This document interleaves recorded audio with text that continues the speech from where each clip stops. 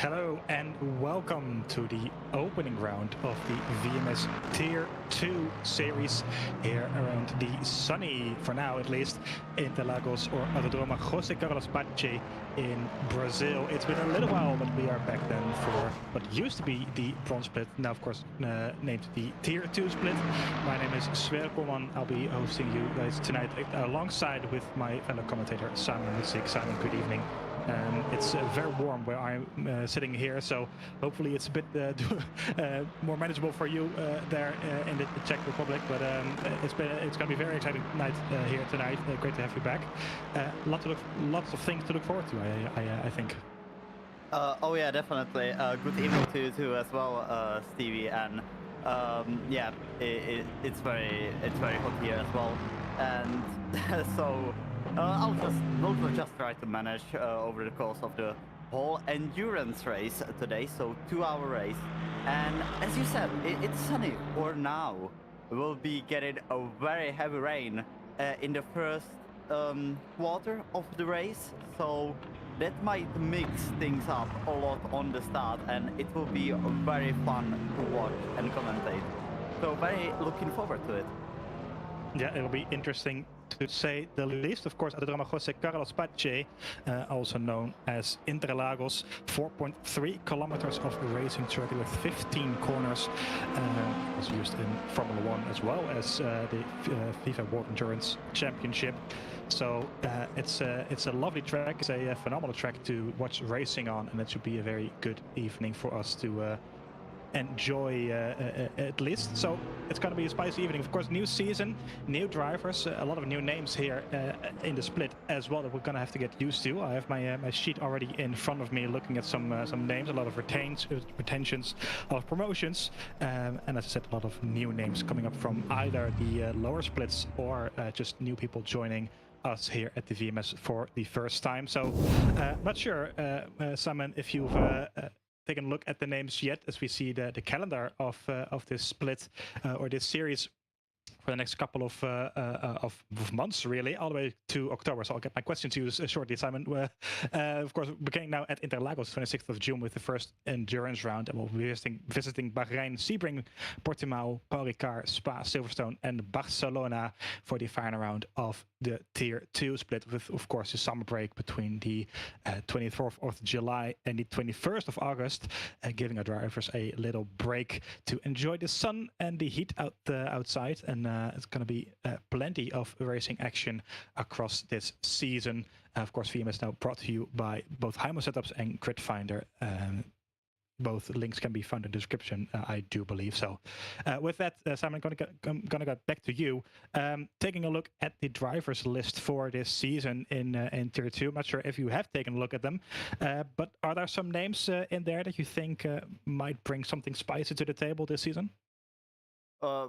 To be absolutely honest with you, I'm not absolutely sure. I'm not. I have no idea. To be absolutely honest with you, this is like the first race. I will get a look at the real performance and stuff. As many of you may notice, I think there's a lot of people that watch motorsport, so they know that the new car Genesis is in the game, and I saw some. Quite a lot of people actually having it. I'm not sure if it's good or not. I'm not sure how it handles or anything like that. So we'll just have to see how that handles. But back to your questions, I have no idea who's gonna be where in the midfield, in the top field, in the backfield. Just no idea. So that makes it more exciting for me and hopefully for others as well. Yeah, for sure. It will be very exciting, to say the least, with all those new names. Really just unsure where everyone stands up compared to one another. Before the hypercars, of course, now we have our qualifying session on the way. The first 10 minutes of track time are for our LM GT3 drivers. They have 10 minutes to start their flying laps, and then 5 minutes to round up those laps and get back to the pit lane. And after those 5 minutes, there's 10 minutes left for our hypercar drivers to set their lap times respectfully, and we'll see how everyone gets on. Indeed, looking at the list of cars around here, as well as the stream freezing, so I think Lexi is Hopefully trying to fix it. Not sure if we're streaming on Twitch as well right now. Yeah, no, we are not. So YouTube is working again, I think.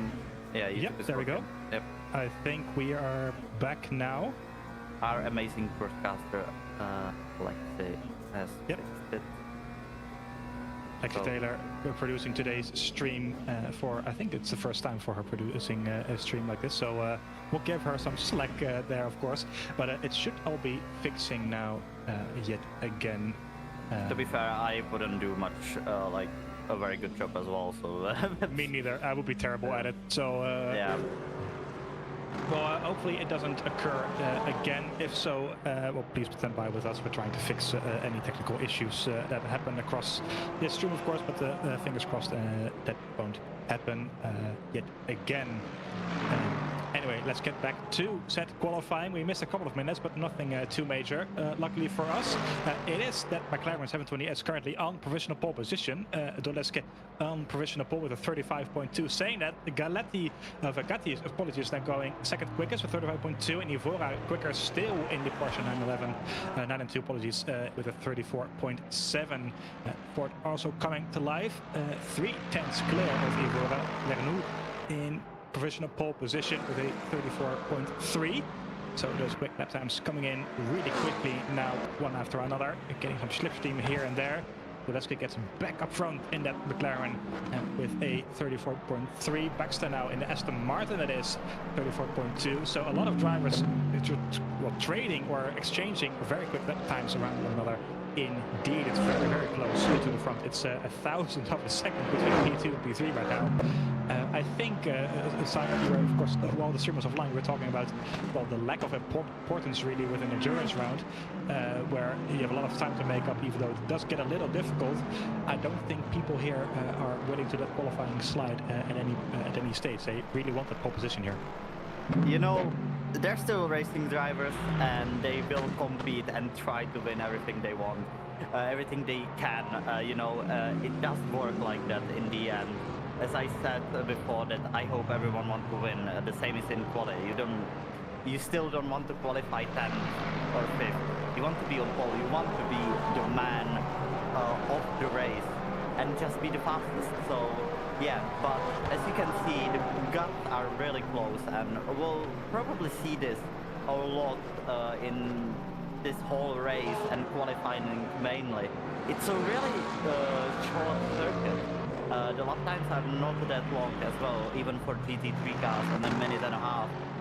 So yeah, the laps will be flying through here, and it's still really difficult with the technical sector in the middle. And saying that, what cars do you think will be the best around here? It's a very mixed circuit, so I'm wondering your opinion on the cars from Interlagos. Well, right now I would say the Aston Martin Vantage, because Baxter puts it on provisional pole there with a 33.7. I think he is the first driver to get in 30-33s. The Aston Martin Vantage there looking really well indeed. The McLaren is still in second position with the Corvette in third. So on board with the Ford Mustang of Lernoux. I think I pronounced it correctly. I think it's French. So Lernoux, I think it is. Please do correct me in the chat if I said that wrong there. But he is looking quick in Sector 1. It's a 10th and a half down on his last lap time, currently in P4. In the 414 Ford Mustang. There's a lot of fours in there. Coming through Sector 2. Let's see what it does. Oh, it's slightly down there, so losing a bit of time. I think the best of the tires is pretty much out of them at this stage. Like I said, Sector 2 is very technical indeed. It does ask quite a bit of performance from those tires that they're using. Medium tires as they are on. I think that's the only tire compound that these LM GT3 cars have available to them. Currently in P6, he remains in P6 after also losing a bit of time in Sector 3 then, so not an improvement for him just yet. Baxter, however, going quicker again in Sector 1, slightly down in Sector 2, but this could be an improvement still, as Ramos now going second quickest, also in the 33. It's 33.988, so very, very quick indeed. Baxter, 33.5, insanely quick lap time, puts half a second between him and P2 there at the end of this qualifying session. A minute and 20 seconds left to go on the clock for these drivers. Doleska goes at it again in the McLaren, but Baxter putting in a massive performance there, almost half a second clear of P2. I think, Simon, we have our pole position done here. Yeah, but never say it too early. You know, there can be some improvements made. It's still Doleska who's improving on his time. He still has a long way to go in the last two sectors if he wants to challenge for the pole position. But yeah, that time is absolutely insane. Just miles ahead of the field, pure dominance. If he can, if no one beats it, really. So throughout the field as a whole, it's really close. You can see the gap, that the biggest gap is 2 tenths, excluding pole position of the huge lap from Baxter. So yeah, very close quality. As I said, it's a really short circuit, so not a lot of room for mistakes.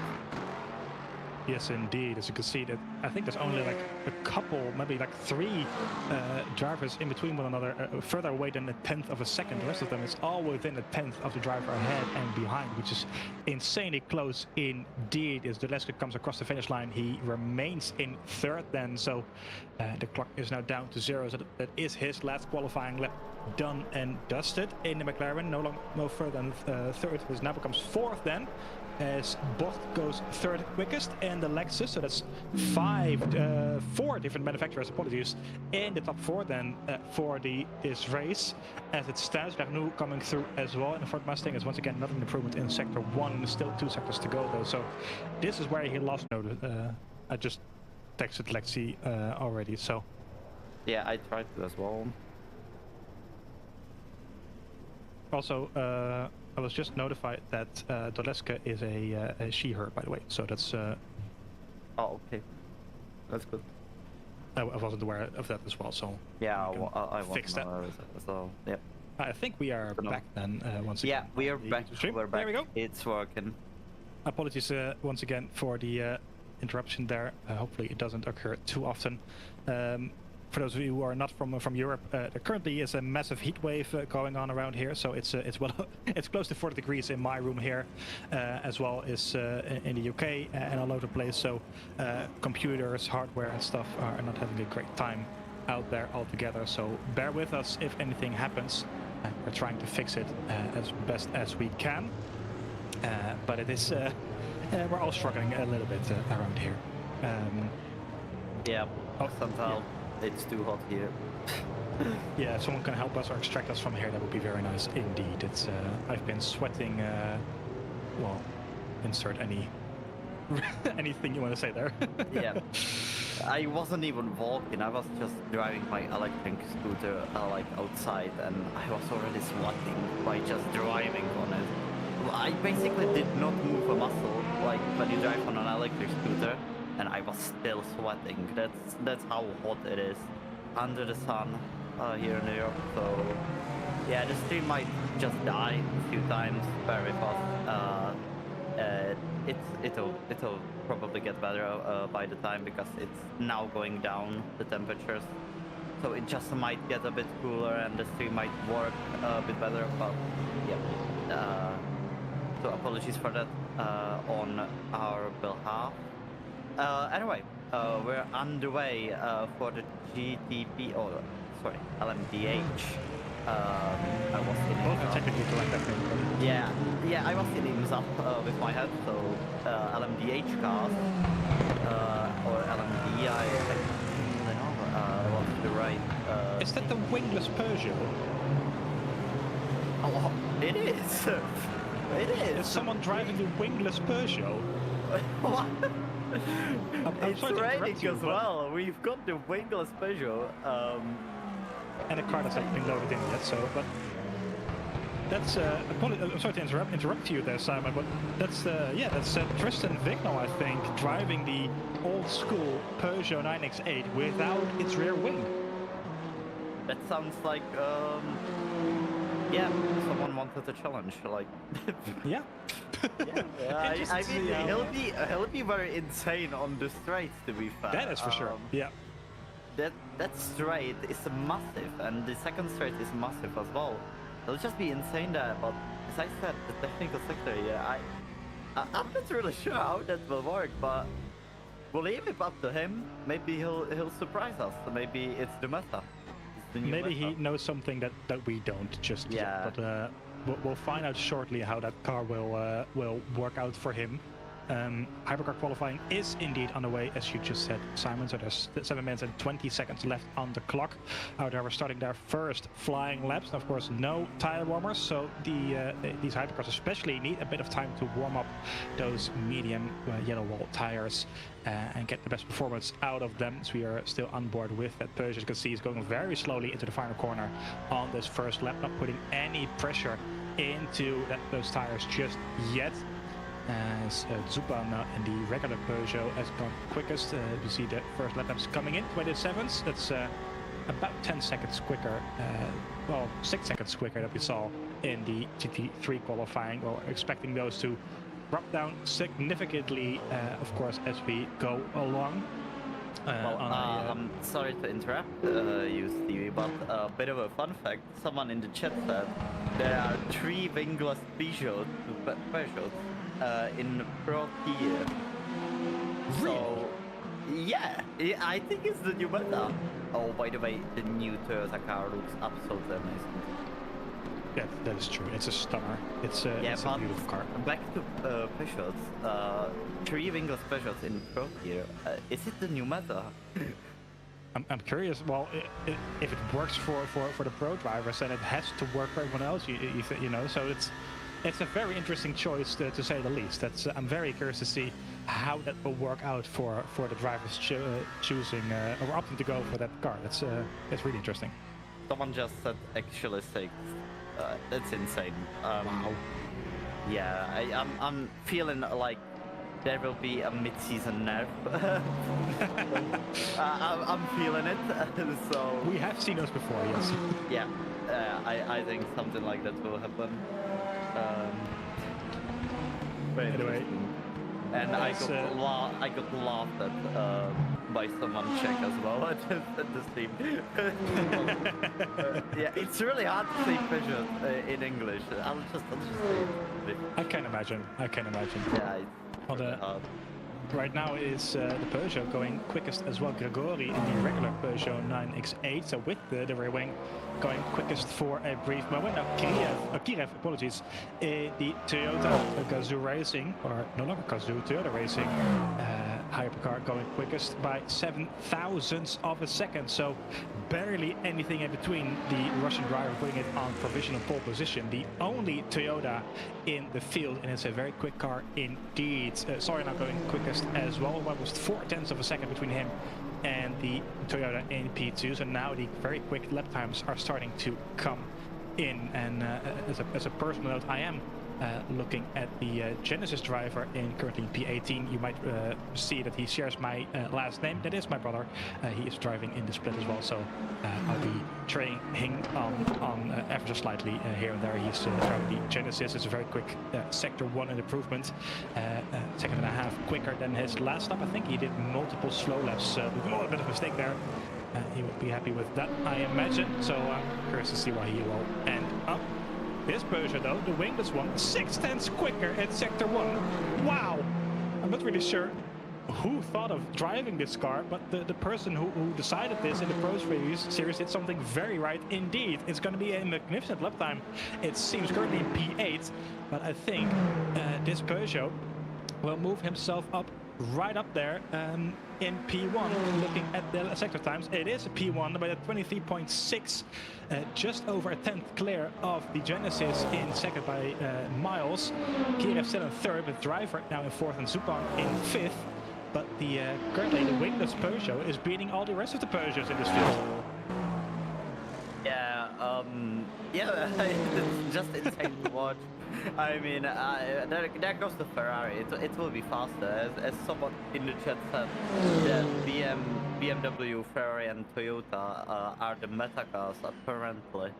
Oh, this season, pardon. Well, And Colombo not only in second position, so he did not match the lap time. Yeah. yeah, but it's really close to be fair. It's not is. that insane. But I can imagine he's losing all of that on the straight. I think the Peugeot is just really slippery indeed on the straight. So I'm not sure. I don't think we visit Le Mans in this series, but any track with a lot of straight line speed will be very good for that Peugeot, I would imagine.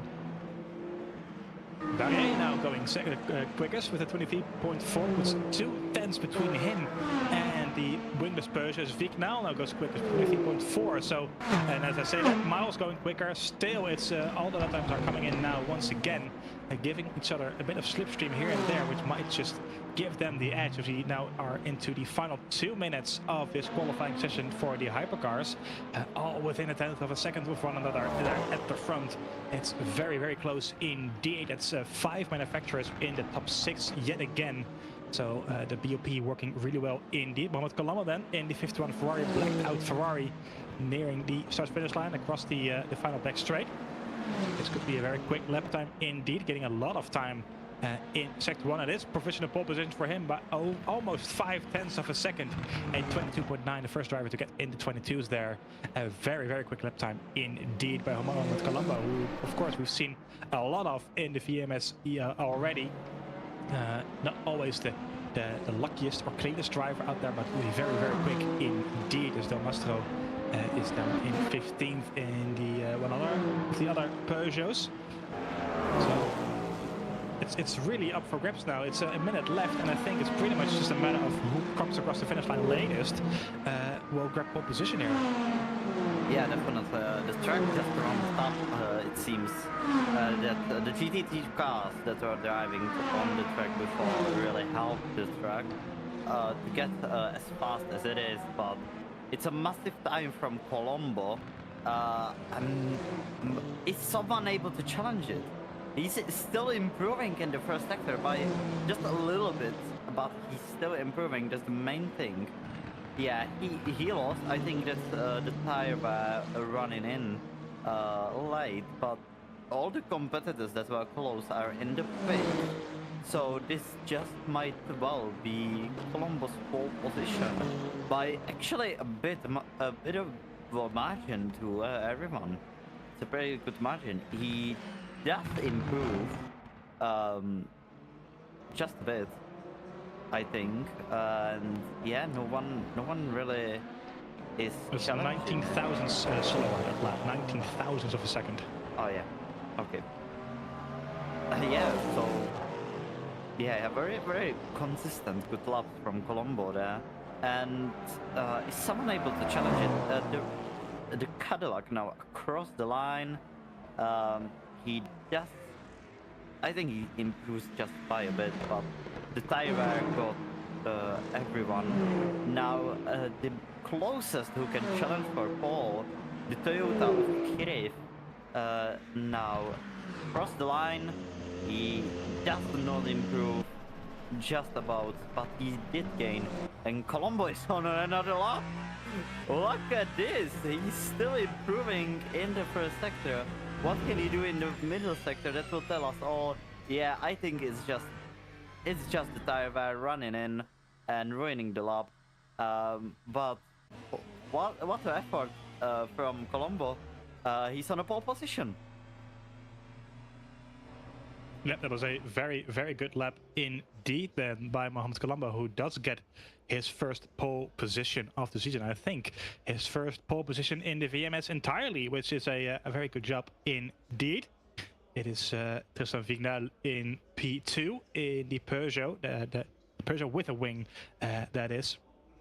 And I think it was a Genesis just beside him in third. I think as you see Riemann. Something that did happen in the qualifying session. I think it was a bit of a car accident around there. There's Colombo. Well, he didn't have anything that good, so it is. being one another a bit across the track. But he does get pole position then in the end for our hypercar field, and of course the all-round pole position for this race. So there we go. Manos Colombo confirmed pole position with a 22.9, the only driver who managed to put it into the 22s, with Tristan Vignal in second position in the number 1 Peugeot. You know, Miles in third in the 69 Genesis. Close to 0.3 of a second off pole position. Nikita Krylov in fourth in the Toyota, with Calvin Barrier in P5. So 5 different manufacturers in the top 5 yet again. Very close stuff indeed. Enzo Gregori in sixth in the 101 Peugeot. Francesco Giardinetto in P7 in the 15 Genesis. Guerno in also a number 1 Peugeot. Not really sure how that works, but he is in P8. Emmanuel Sawyer in P9 in the second BMW. And Tim Zupan rounds up the top 10 in the 94 Peugeot. There, about 0.6 off pole position. Marco Guzzo in the first of the Cadillacs in P11, with David Romagnoli in P12, also in the Cadillac. Pietro D'Amestro in P13, driver. I think that's a bit of a name issue there. In 14th, I think it was the not loaded in Porsche sort of driving around. Timo Texera in 15th, Maxime Barrichello in 16th, Olivier Demoulin in P17. Erwan Skugel in P18 in the Valkyrie, Rune Kolman in P19, and Tristan Galli rounds up the top 20 in the third Cadillac, and 1.4 seconds away from pole position. And I think we have one more driver, 21 hypercars in this race, I do believe. There we go, Krio Kazache in 21st, only 5 seconds away, so it did not set a competitive lap time.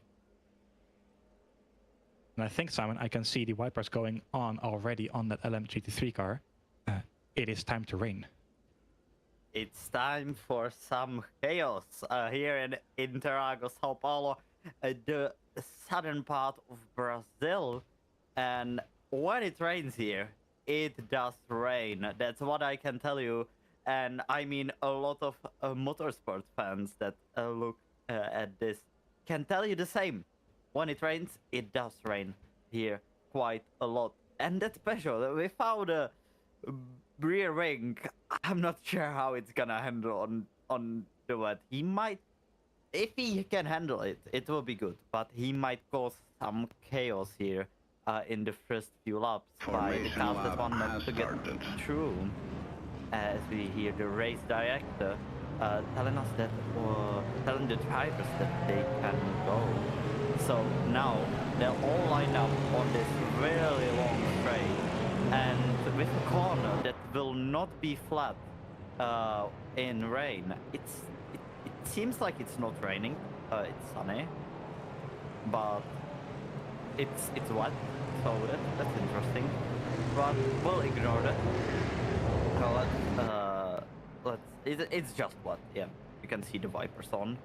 So as they line up on the grid, we'll start this race for 2 hours. A lot of strategy, a lot of things that can decide this race. Colombo on pole, the Winkler Special in second place. We've got 5 manufacturers in the top 5. This will rather be very interesting. As we had Andre, it's pedal to the metal and go in Interlagos into first turn. Colombo is defending an inside from the Peugeot. Genesis just got a really great start. Now around the outside of the Peugeot, not enough grip around the outside in the wet. Now Colombo just trying a different line, maybe just slide into it bite. Everyone's on wet tires. Now Genesis is gonna try a move down inside. Not Colombo is defending into the fourth turn, and the Wiggle Special is going through. Wigdal on the outside, side by side with Colombo, around the outside of turn 4. Now the Genesis gets involved, the Peugeot is leading, and oh, there's a lot of loft up between the Genesis and Colombo, and we head into the technical sector, and now the BMW getting involved in that fight for that podium places here in the first lap. And it just settles down a bit here at the front. The Peugeot got the lead, Kolman defended P2, and the Genesis got a really good start. As we look at the GT3s, they're much closer than the hypercars, but seems like no overtake can be made. There's a side-by-side Lexus with a Mustang. It's Gord and Bustle coming into the last real turn in dry, and the Aston Martin just stays ahead of the Mustang for now. And yeah, we're just 20 seconds off the quali pace, so it seems like it is not that wide actually, or the cars just might be that fast, but it just got settled a bit. There's some gaps forming, and right as I said, the Genesis is right on the gearbox of Colombo. Now it's gonna go tiny inside. Miles tries to dive bomb it, it does not work. Now the BMW gets involved, we cannot see it, but the McLaren now behind the Mustang. Normally, it's Dolaska versus Ramos, just cooling the engine. And it seems like it was a bit of a dive bomb. Oh, there's the yellow flag in the sector 2. We don't see the problem. But Colombo did stay ahead of the Genesis, and we've got a replay on our hands. So it's a little special again, and he does spin. That's exactly what I've been talking about. And yeah, just not enough grip on the rear, a lot of oversteer up for it, and just goes by. And this just shows how much of a gamble this is for Migno. As he's leading, he will run away on these straights, but in the technical sectors, he might have a problem, as we've got another replay. It's another Peugeot, now with a rear wing, just trying to get through the traffic, I guess, after spinning. And yeah, just goes wide, just pretty wide. The GT3s not really cooperating with the hypercar. Really unfortunate, but that's what you get on the start. As the BMW goes down the inside of Genesis. Now side by side in turn 4, still side by side, door to door, very close. The BMW lost it. Big loft up between those two, and it's gonna be in the wall. He saves it. No wall. What a save from the BMW. What a save. And on the grass as well, wet grass. Absolutely amazing. That might go down as a racing incident. Just a very hard racing between Miles and Salvier. Yeah, a very close incident. And I'm really impressed that he managed to keep that out of the wall, because I thought for sure he was going to hit and break that barrier with the BMW, but he managed to stay out of it for now. I think he is all the way down low in P21. Then in the hypercar field, it's still Vigno indeed leading in that wingless Peugeot. Apparently there are two wingless Peugeots. Anthony Bruno, both drivers will drive for LSX esports team, so that's why they're both running the number 1 as well as the wingless Peugeot. So one of them is leading, the other one is down the field after an early spin we just saw. But I think Mohamed Colombo is piling on the pressure now in that 51 Ferrari. He is looking to be a little quicker indeed. And that blacked out 51 Ferrari, the gap is only a couple of tenths of a second. And surely it's only a matter of time before he launches a dive bomb on the Peugeot and snaps away P1 from him. In LM GT3, as we briefly saw, it's Baxter's now down into 3rd position, where Ramos in 1st, and Toleska, she is now in 2nd position in the McLaren 720S, with Pasquatori in 5th, and Pastel in 4th, and Yvora Grata in P6 and P7 with the Porsche. So the Porsches making a good start then at the beginning of this race. We see another replay of Sawyer and the Genesis that he had contact with coming through sector 2. See a slow-mo even of the contact there. Just a bit of a hitting it on the sidewall. I think Sawyer just, yeah, it's probably a racing incident, as you said. I think both of them try to go to a corner that doesn't really suit two cars at the same time, but a very fancy slow motion replay for sure. You can see him trying to spin the wheels and trying to get away from the wall as best as he can. That's a brilliant save. That's a good save. And, yeah, and if he can make it back to the point, he will. I think it's just gonna be the save. Did save him a lot of time and stuff to even continue the race. And as we were looking at that save, Kolman now in the lead, and now it's Wigner again in the lead. They're fighting to the first two turns. Now the Peugeot is right on the rear gearbox of Colombo, and yeah, we'll just see the insane straight line speed. Look at this, the Peugeot, it just got that straight line speed, but Colombo will have the downforce, and it's a contact again. It's a contact, just a miscalculation from Colombo, just going into the side of Wignall, and that's a spin. He still keeps it in P5, and yeah, just very close action with these two. Yeah, it was an overtake here apparently. I feel a big dive bomb coming into here. It is a huge dive bomb, and it does stick because he has more downforce, but the Peugeot just got it back on the straight. He saves it nicely as well. P5, those tires will not like this though. They will probably might overheat because of this. I don't know. It's pretty hot, so yeah. There's a replay of the spin. Yes, we see the replay of the contact. Very similar, just one corner ahead of what happened to Sawyer and the Genesis. Just side by side.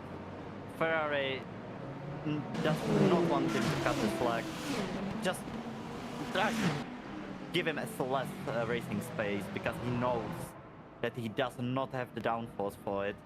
As Wignall goes wide, and now the Genesis is on the inside.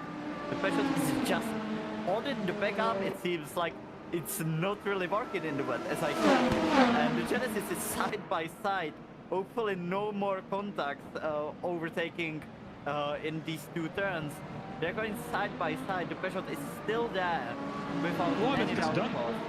What a defense from the Peugeot around the outside. And the Genesis just has to wait for another few corners. He does not want to risk dive bomb, and I don't think the risk is necessarily, but he does want to risk it. He goes down the inside, the Peugeot gives him space, and there's another loft up. The Peugeot goes wide and he spins! Another spin! He just saves it. He's in P5 now, behind Colombo, so they might go at it again. But now it's the Genesis again, and yeah, I'm very sorry for the stewards that will have to look at this. We're just 10 minutes in, and we've got 3 spinners in hypercars. We might have some more in GT3, we don't know, but they seem more behaved from what I can see. They're just pulling away in GT3. As Colombo now on the gearbox of Gregory, going into the first and second turn. They're very famous for a lot of contact here, but yeah, Gregory does not want to fight this one.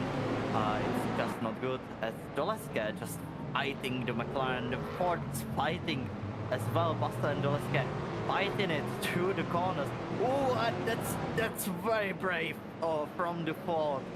There on the dive bomb there, it just does not work, does it? He couldn't pull that off. That would have been a contact surely, and another spin. But Ramos just pulled away 2.5 seconds almost now, and if he just keeps it nicely, nothing can stop him for now, at the very least. But now under pressure, as Doleska as well under pressure. It's just very close here in GT3. It's close everywhere. It seems like the rain did the complete opposite of what Senna said, that the rain shows the drivers and not the cars. I think it just shows that all the drivers are very level here. No one is really that dominating. Just not Ramos. He went away. Dolska did put up some nice defense. As Gregory now on the gearbox of Colombo. Maybe Colombo is not that fast after all.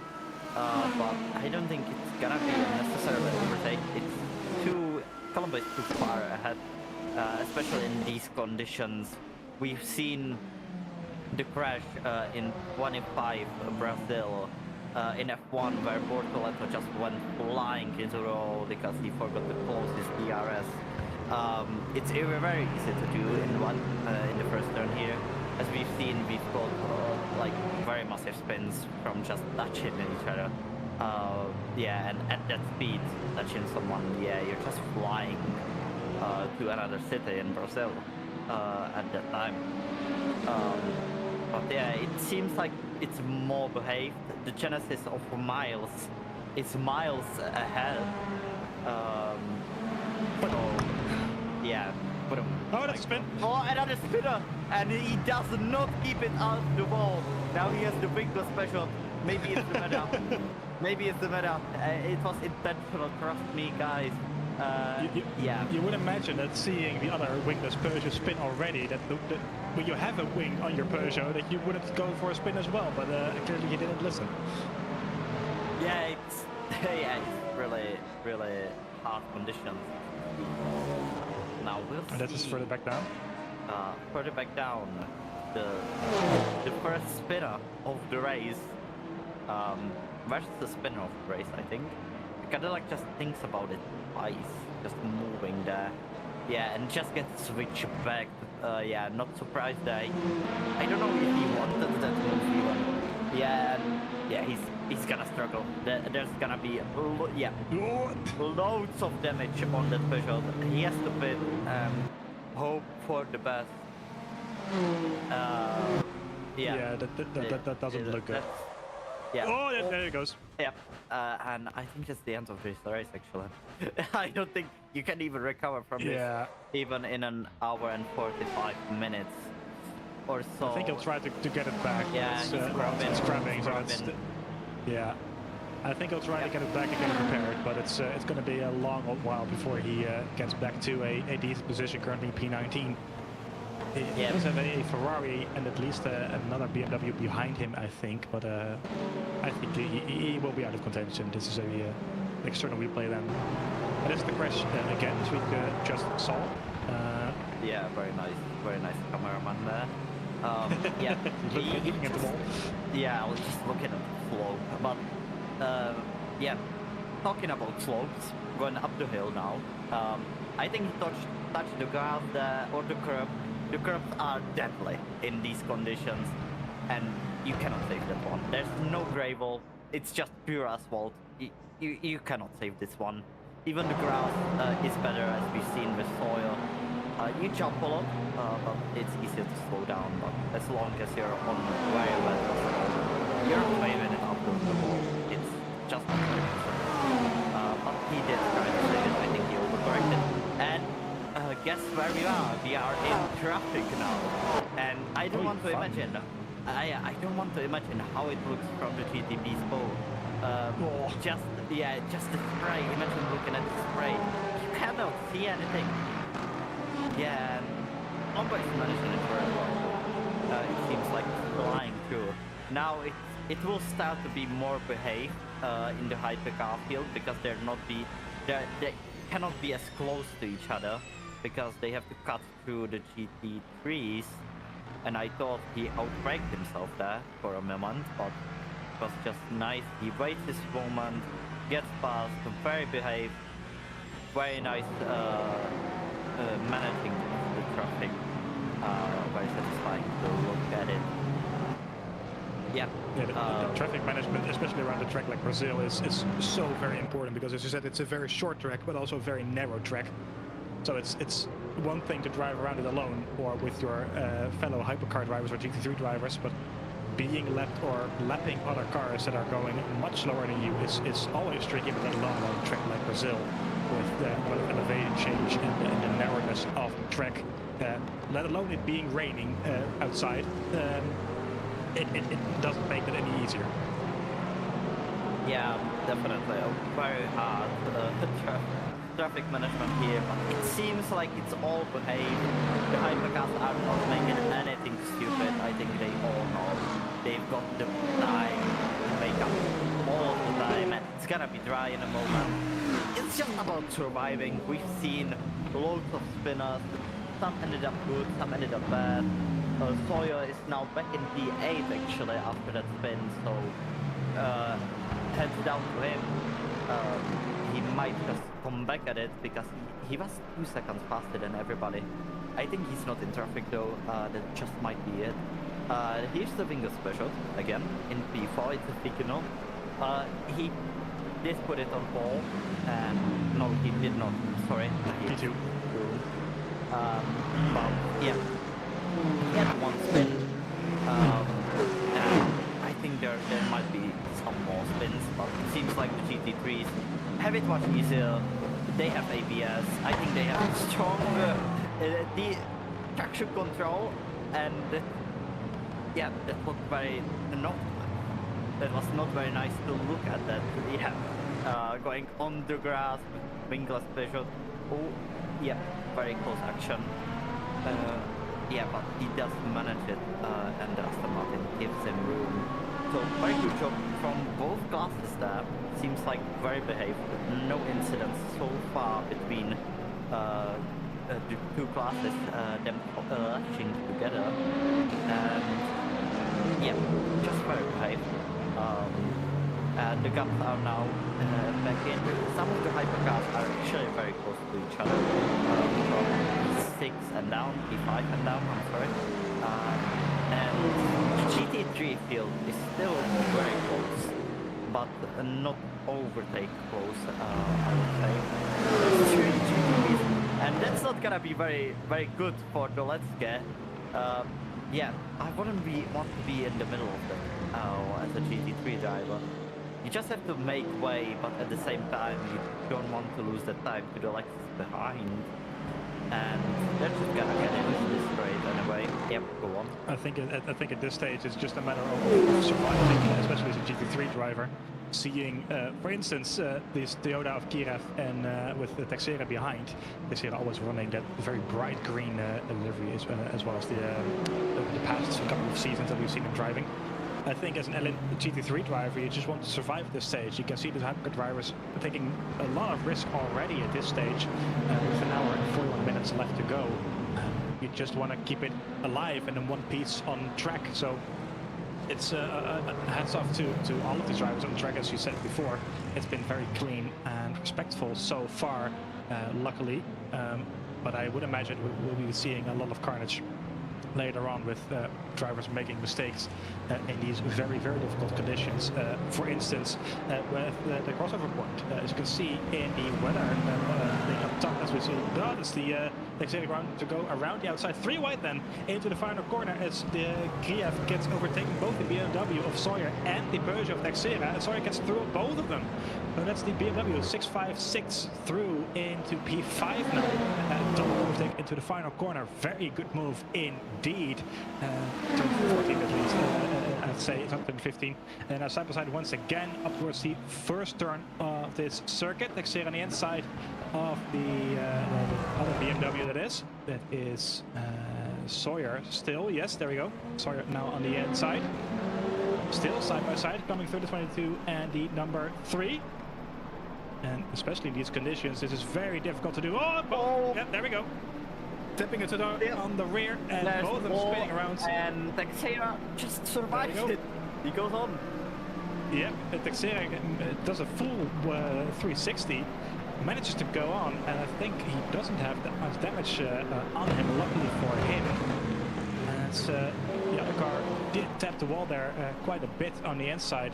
And see, Ribble then, that is good. So in the Cadillac, the 22 just gets hit on the rear by Texera in the number 3 green Peugeot. Yeah, it seems like a racing incident. You know, if I were Texera, I thought that the Cadillac would go more wide as well, but just close racing, and in these conditions, close racing is not it. It's really hard to do close racing in these conditions. Either you leave the space, or you have a very high risk of crashing like this. So yeah, but it seems like the Cadillac seems fine. There definitely is damage. There definitely is damage that we don't see, but apparently it was not that big hit. He seems to manage. It's not crapping. That's for sure. Yeah, that's for sure. And as we see, actually, finally, some GZ3 action. Hopefully, not crash, but maybe just good overtake. It's a crash. Anyway. Yeah, it just locked up on the rear. There might not be any damage. Just a little bit of a lock tapping in these conditions. It's absolutely normal. Just a little kiss. Yeah, just a little kiss on the rear end. As the Lexus goes down the inside, very close action there in the first turn. But yeah, the Lexus does not have enough. He has a second chance though, going down onto the straight. Oh, that's off track.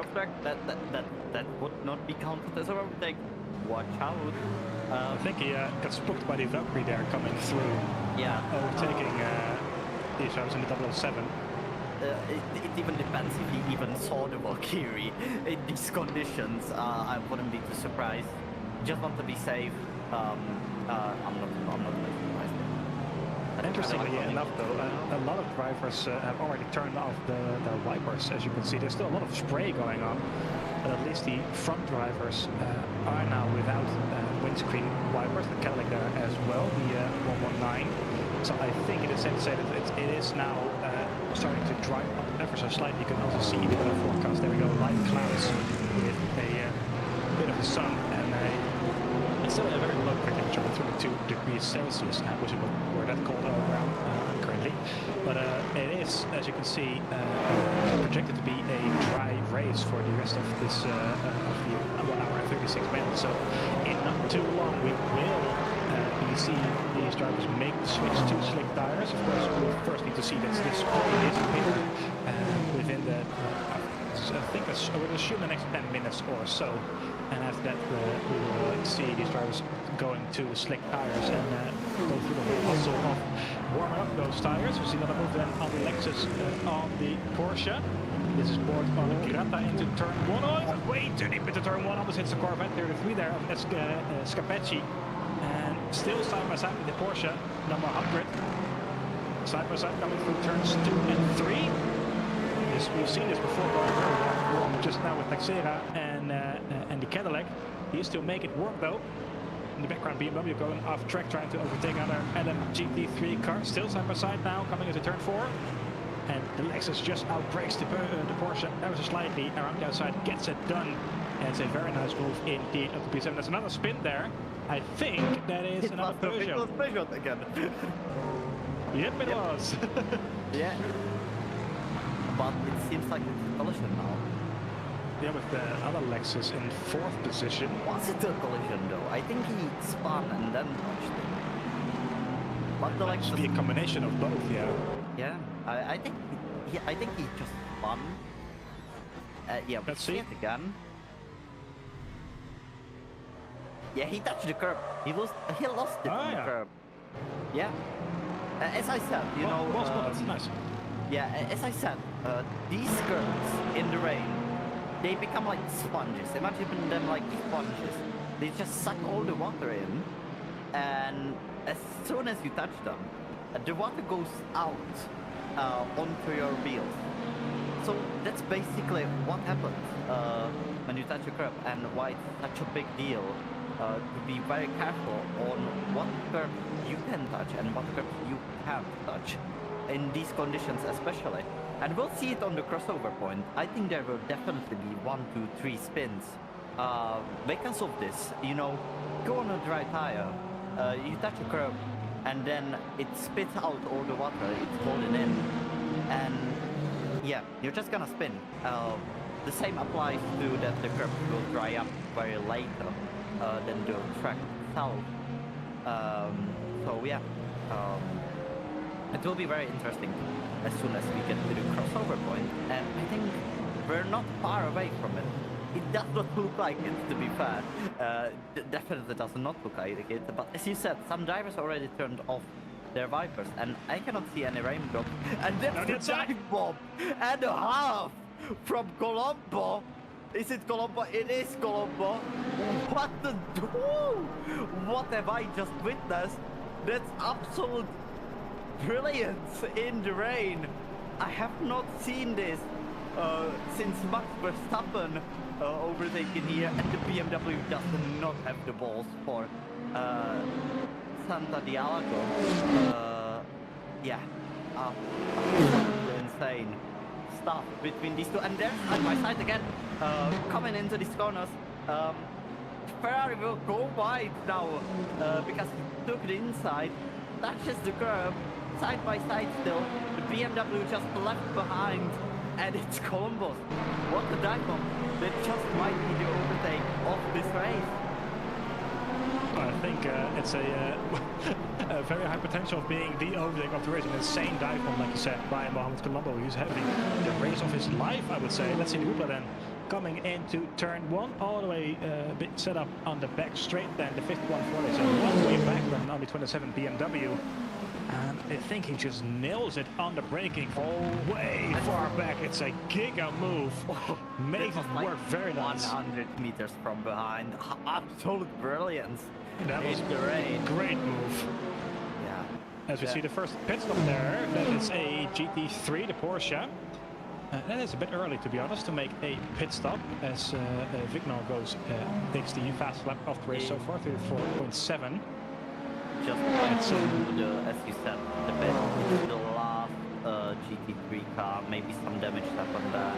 That's why he might be pitting, because I don't see anyone else pitting. But back to yeah, Nicolas Bissier indeed taking the first pit stop in the GT3 field. I would tend to agree that's not really a scheduled pit stop with only half an hour done in this race. So I would assume at least 20 minutes more of racing for both Hypercar and the GT3 field before they make their scheduled pit stops. At the end of the midfield, pretty much, Cascache, we haven't really spoken about him being hunted down by the Mastro in the not wingless Peugeot, the number 3, or the P9 and P10, so the final 2 points paying position in this race. Both of them are being hunted down by Gusso and Driver, and I think I'm going to try to see who A Driver is, because I think there's a bit of an issue there with the current system. So I think A Driver does have another different name than that, but we'll figure that out as we see a bit of a love them there between Cascache and Del Mastro in sector 2. Very close stuff indeed, as you can see. Numbers are very equal between the two, so there's not a lot between them. The Spurs goes down the inside then of the BMW. Doesn't have enough grip to make it stick. Still has to follow him around through the end of sector 2, coming up to sector 3, which is basically just a straight line and the back straight then. But the Peugeot is really close. Well, as I was saying, that he has a bit of a wiggle there, which removes all the momentum that he had. He's now sitting down for 22 Cadillac. There, that's good. So as I mentioned, gets it past then on the number 3 Peugeot on the start-finish straight. That's goes it up into the top 10 after an earlier spin with Texera. Peugeot coming back at him though, down the inside yet again, and it makes it work as well. A bit of a similar move as Colombo just did, a bit less far back, but it's still a very nice move indeed. So these three pretty much straight positions, and it stands right now with Damaso now in 10th, and that is good. So apologies, the Driver very close behind in 12th as well. So nice racing indeed. Barrichello now putting in the fastest lap of the race in Hypercar. The triple one, apologies, outside of the point. I think he is in P18 around that position, but some good pace nonetheless. And I think Colombo is once again underfed by Aiden for the BMW, the 27, but we just saw a great dive bomb off, and Vignal has closed again as well. This is now a three-way fight for P3, or P2 really, with Colombo just ahead of the two drivers behind him. Can Barrier make a similar move as Colombo just did on him in the first corner? Some GT3 traffic to manage as well, but he's very close indeed. Side by side now to turn 1. The BMW moves to the outside. Can Colombo go defensive into turn 1. Late on the brakes, we've seen him do this before. It's a great defensive move, and now he has a Peugeot to worry about behind him as well. Vignal closing that gap very nicely indeed. I think this battle fight is very much, it's not over yet. Anything close, Yeah. but Yeah, very close battle between these three.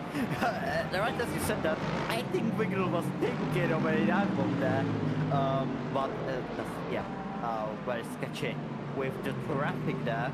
But yeah, as the race goes on, the track is dry. We can see the dry line here.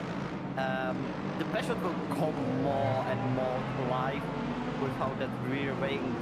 And yeah, Colombo and Barry will be under a lot of pressure. If they can pull away now, they can pull away on his right.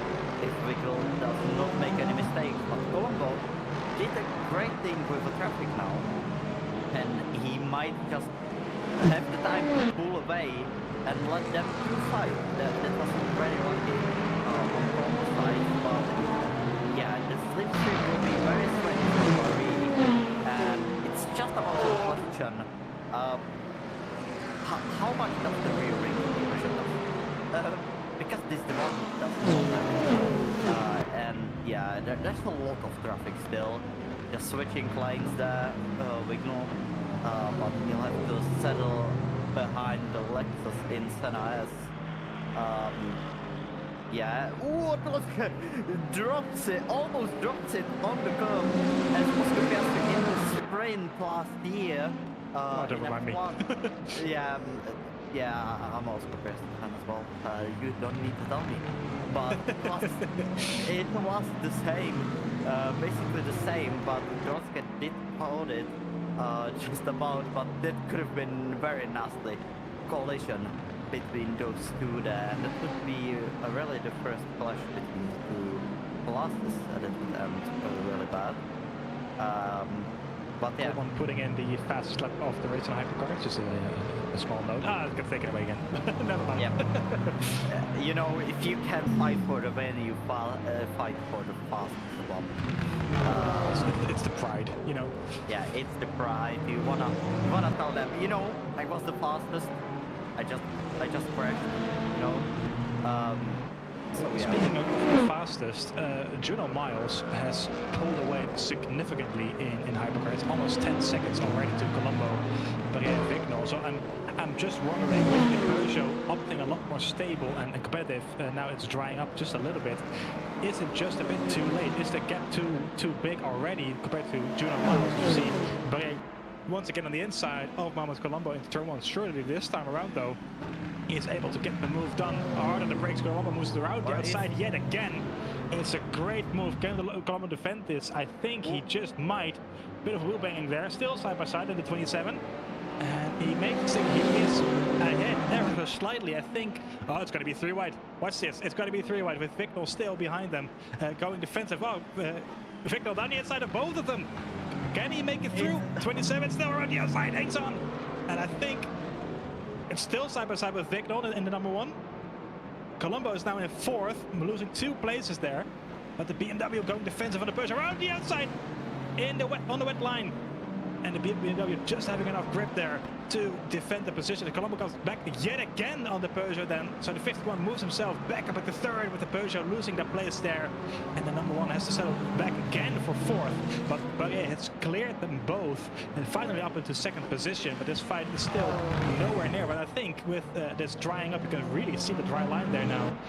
The Peugeot will only get quicker as this moves on. So I think right now it's just a matter of getting track position for Barrier and trying to hold off the Peugeot as best as they can. As I think, I'm just feeling it, Simon. I think that Peugeot, it has something mighty up there. I think it's we haven't seen its full potential just yet. We definitely haven't. You know, as I said, it's what you need downforce when it's wet. If you don't have rear ring, you don't have downforce. It's easy as that. You know, what? It's another dive bomb. People look up from Colombo, and I don't think I can watch this for free. Is it for free? I don't. It is, especially for us. Yeah, it's what a move! Like Three wide. Colombo it's 3 wide into the Lago, and who's gonna come out on top after this one? The Barry just, yeah, he thinks better of it, and Colombo keeps it in the 2nd place. And all this scrapping, as you said, Gino Miles is just pulling away thanks to the scrapping, but I'm not definitely saying it's a bad thing. I'm absolutely enjoying this battle, and yeah, it looks really good. It's a spicy one for sure. Yeah, dive bombs from Kolman. I don't remember since I've seen these good of a dive bombs in motorsport. To be fair, it's absolute brilliance from Colombo into Senna S. He just knows, as a driver, as a penalty, it's a special again. It's the French curse. Let's see, this is a replay of that. Oh wow. All 4 wide there. Yeah, well, I have absolutely no idea what's happening whatsoever. This is the 104. I guess it just goes off track against track limit, I think, or maybe even an illegal overtake. But I think that's just a track limit penalty, because that's the only type of penalty that race control can give in this game. Actually, I'm very surprised that there's not a lot of penalties, because it's dry and we've seen a lot of right? So yeah. But I'm sorry, we're gonna go now to the broadcast. If we could lower the game audio a bit, it's really loud against us. So I would please, if that be possible. Someone in the chat said it, and I checked it, and it is like that. So yeah, now back to racing. Hopefully our broadcaster sorts it out in the meantime. Yeah, and these 3 will just go. They'll keep going onto it until they have to pit. So yeah, I'm just gonna give it up to you, Stevie. I'm gonna check the audio now. Yeah, it's. I think speaking of pit stops, it will get a lot closer to those first pit stop there. Shortly, as Vignal is once again within a 1/10 of a second of Mohamed Colombo up front into turn 1. I think this will be a very close overtake yet again, side by side. Colombo is very good on the brakes. We've seen this before, but how good is that Peugeot? Still side by side, brakes very deep indeed. Mohamed Colombo ever so slightly ahead. And I think, yeah, he remains in 2nd position, but Peugeot has a good run around the outside. He goes like Max Verstappen did in 2016. He taps Mohamed Colombo there on the front, but he pulls ahead ever so slightly, and the Peugeot is now finally ahead, clear of both the Ferrari and the BMW. And it might just this be the time that the Peugeot is able to pull ahead and clear these 2 finally. I think it has a bit more pace in the tank than it's showing. And surely now he can pull away ever so slightly, as Barrier is also trying to go for a move on Colombo. He's all over the rear of that blacked out Ferrari. But a magnificent move by Vignal around the outside in turn 3. It's no easy feat to pull off, but he did.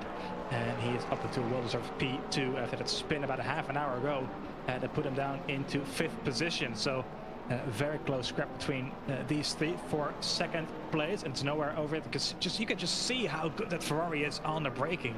It's able to close the gap significantly towards the Peugeot with as you can see, the no rear ring. So if you're only just joining us and wondering what happened to the Peugeot, well, we went back in time and grabbed one for 2023, and they still had this one laying around, and it's working really well, as you can see. Of course, this one working in real life, at least, on ground effect, same as the previous Formula 1 rules.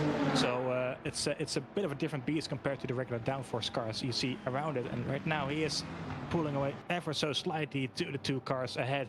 Colombo still within 0.3 of a second, but it's going to be very close, to say the least, between these 2. It's a good run again coming out of turn 3. However, Barrier has a better run than Colombo has. So this time around, though, can the BMW make a move on the inside this time? Because we've seen how good the Ferrari is on the brakes. And BMW still there. Bit of a tap, maybe. No, makes it clear, and Colombo clears him yet again. around the outside. So Colombo having to defend for his life now for P3 instead of attacking for P2. And I think just the BMW, it's only going to be a matter of time before the BMW gets past this Ferrari. So Baxter now putting in the fastest lap in LMGP3. So our pole sitter is finding some pace yet again as well. We've seen both pole sitters just kind of dropping away really. At least in the opening stages, of course, Colombo getting pole position as well as Baxter. Baxter having a 3.5 second deficit to Ramos, who's still in P1 in the Ford Mustang. So let's see, she is still in third position in the McLaren 720S with Pescatori in fourth, only 7 tenths of a second behind the second Lexus of Bocht in P5 then, 2 tenths behind him. So all following each other around rather close indeed. And it's been a, let's say that there's not much been going on in the LMGP3. I'm sure there has been, just haven't really been able to see it with all the carnage going on in the hypercar field. So nice to catch up with them just a little bit. But both the Lexus drivers going very well indeed in P4 and P5. It's Capecci in the number 33 Corvette in P6, also only 4 tenths of a second behind there, the yellow 33 car. And but still in P7 in the second Ford Mustang, the 83. So it is very, very close indeed for what will be P3 right now to see both Colombo and Barrier making their way through that traffic as well. On the inside once again, can they make it stick this time on the brakes? Oh, he spins! Oh! Locks the rear, spins it around, and that's a whole lot of work left to do yet again for the BMW. Yeah, I just want to say, guess who's catching this group? It's Sawyer. He was almost more than a second faster than these guys ahead. And yeah, you can just see it. It's on the wet patch. And, you know, these hypercars, they do have traction control. They do not have ABS. But you have to give it to Colombo. Just making it out of that one. That was really nice, just cutting through it. And yeah, Miles is, yeah, I'm not even gonna talk about it. It's just insane at this time. And yeah, Sawyer is driving really fast. Like, he's matching Miles' times. He did come back after that spin and that massive save out of the barriers in the Ciudad del Lago. So he is coming back through the field. He's now in P3. He's got Vignal ahead, who had a chance to pull away. He did. And there's the yellow flag in the GT3 class. It's both. Was it the spin? With the Leska on the outside. I think yeah, oh, no. It's just a contact, you know. They got the McLaren got fixed, but did not. Yeah, very similar happened in 22 Brazil F1. Don't ask about my knowledge. I'm a bit of a nerd. Anyway, Really? back, yeah, I do remember this. Very similar thing happened. It was like a few meters ahead though, between Kevin Magnussen and Daniel Ricciardo. It was basically the same, where Ricciardo spun Magnussen and then Magnussen spinning went into Ricciardo. And Ricciardo I'm honestly impressed with that you still know that. That's, yeah, it was Brazil 22, yeah. Yeah, I'm just a bit of a nerd. Maybe it's a good memory, or I'm just that big of a nerd. Well, you do need to be a bit of a nerd to do commentary on the sim race. So, you know. Yeah. As we see the Genesis of Rune Kolman spinning there in turn 1. Oh, those tires are cooked now. Yeah, just too much power. He was on the dry patch. But yeah. you know, as I was talking about the curbs, that they're like sponges. We've got another thing. You see those white lines, right? Even their brain, some of the white lines, it depends on what circuit, because it depends on the paint. But most of the white lines are literally like ice when you touch them when it's raining.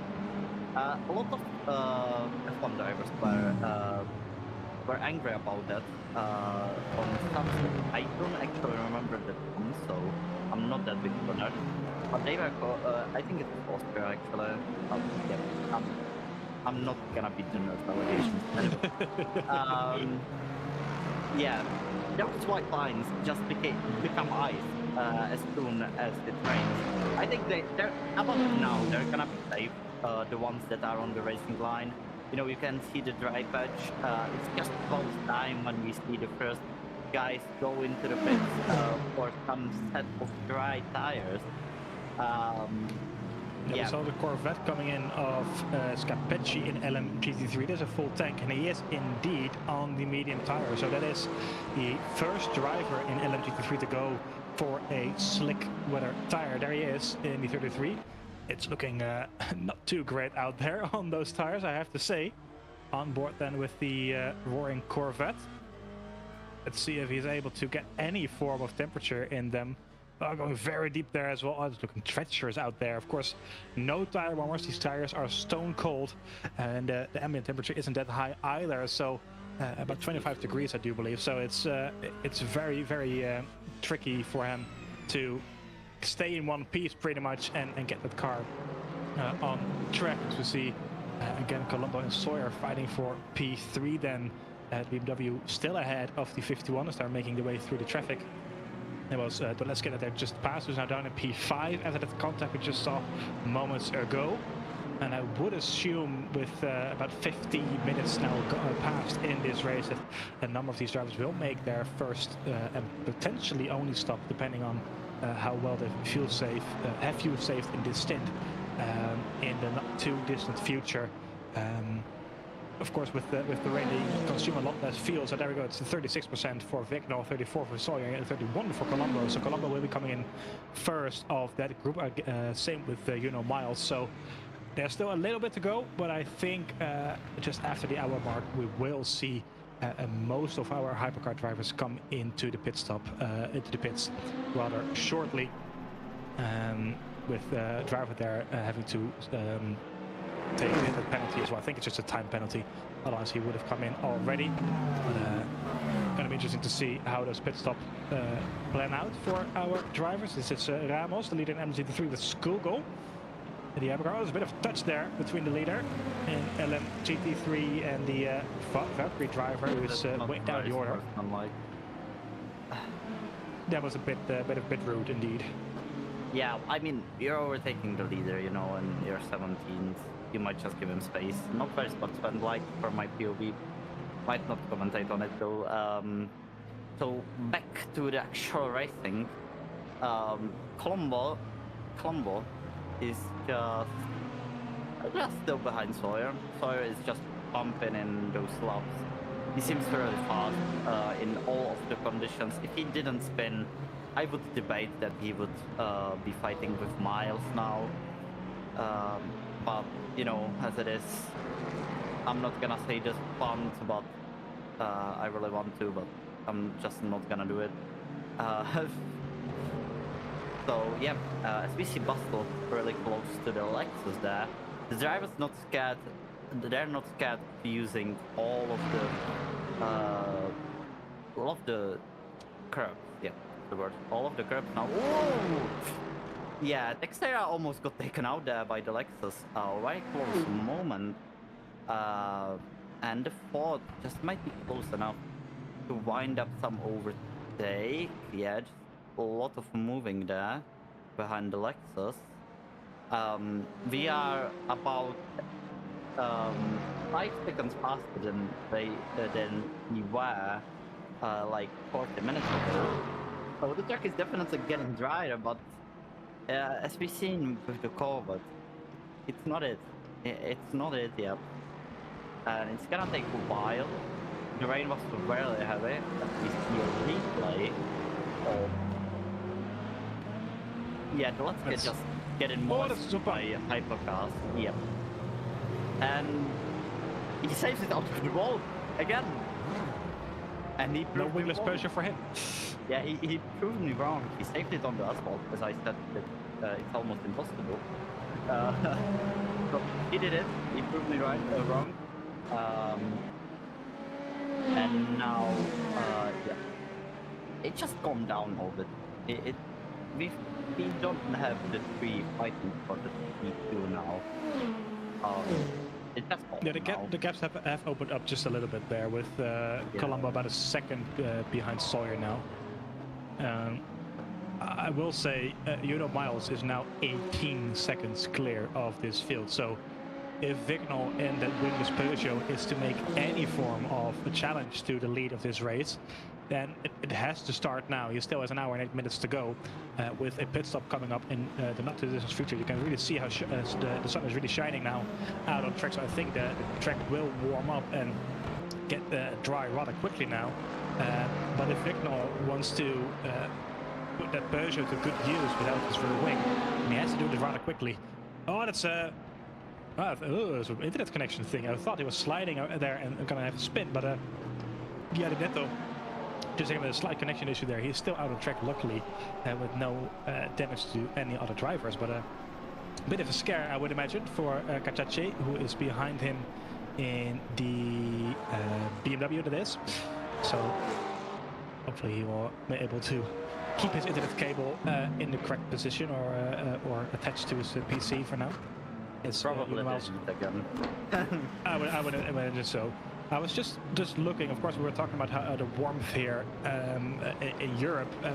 Just taking a look at the list of the nationalities of the drivers that we have.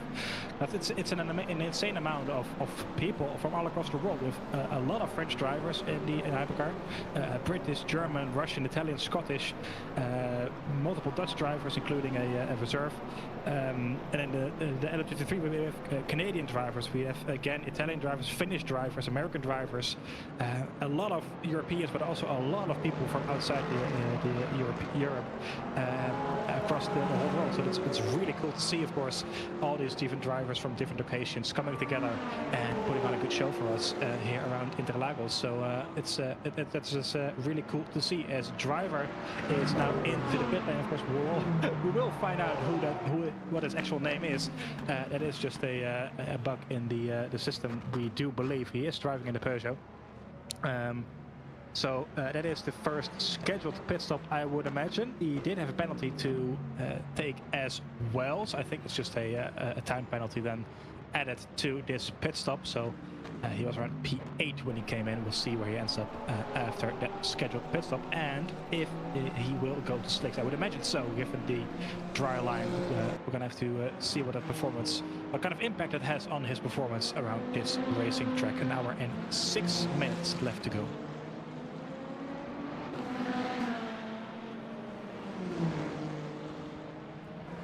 The sun is well and truly out now around the Interlagos, or Autodromo José Carlos Pache, and the opening round of the VMS Tier 2 split for the 5th season. As we see, it's a BMW standing still somewhere. That's Sawyer. Sawyer has spun around somewhere from P3, that was. He is still in 5th now. I think that is the first sector of this track. Yes, it is, into turn 1. Happens there. You can see the Peugeot there coming out of the pit lane. He just loops it around, I think. Yeah, loops it around. Lack of downforce on the rear, lack of grip on the rear, I have to say, and loses a couple of positions there. Not too much damage to the tires, I would imagine, but has a bit of work left to do then. See this field making their way through the race. As well as another replay of Bastel and Pescatori for 3rd and LM GT3. Bit of a moment there between the two Lexus drivers. Lexus and the Ford Mustang. The Ford Mustang was in 3rd, but has been overtaken by Pescatori and is now down into 4th position, as Bastel has gone ahead yet again of Pescatori, so he's back into 3rd, as Bort is now put in the fastest lap in LM GT3. So we see, yep, there we go, that it's the 69. Yeah, there we go. I was just looking at the virtual energy. That was my brain has been a bit fried, as you might be able to tell. But the virtual energy then of the LMG3. Oh, it's a dive bomb! Oh, no, that doesn't work. That's way too far back. That's the 69 Genesis hitting the Ford Mustang with Goddard. And that move was never on. I can see that being reported to the stewards after this race, and coming towards Goddard. Not it. You're sorry, in P1. the 69. But let me check which driver it is. You're leading in P1 by 14 seconds. That's a move you should not make under these conditions. You have the time. You can bite your time. You can.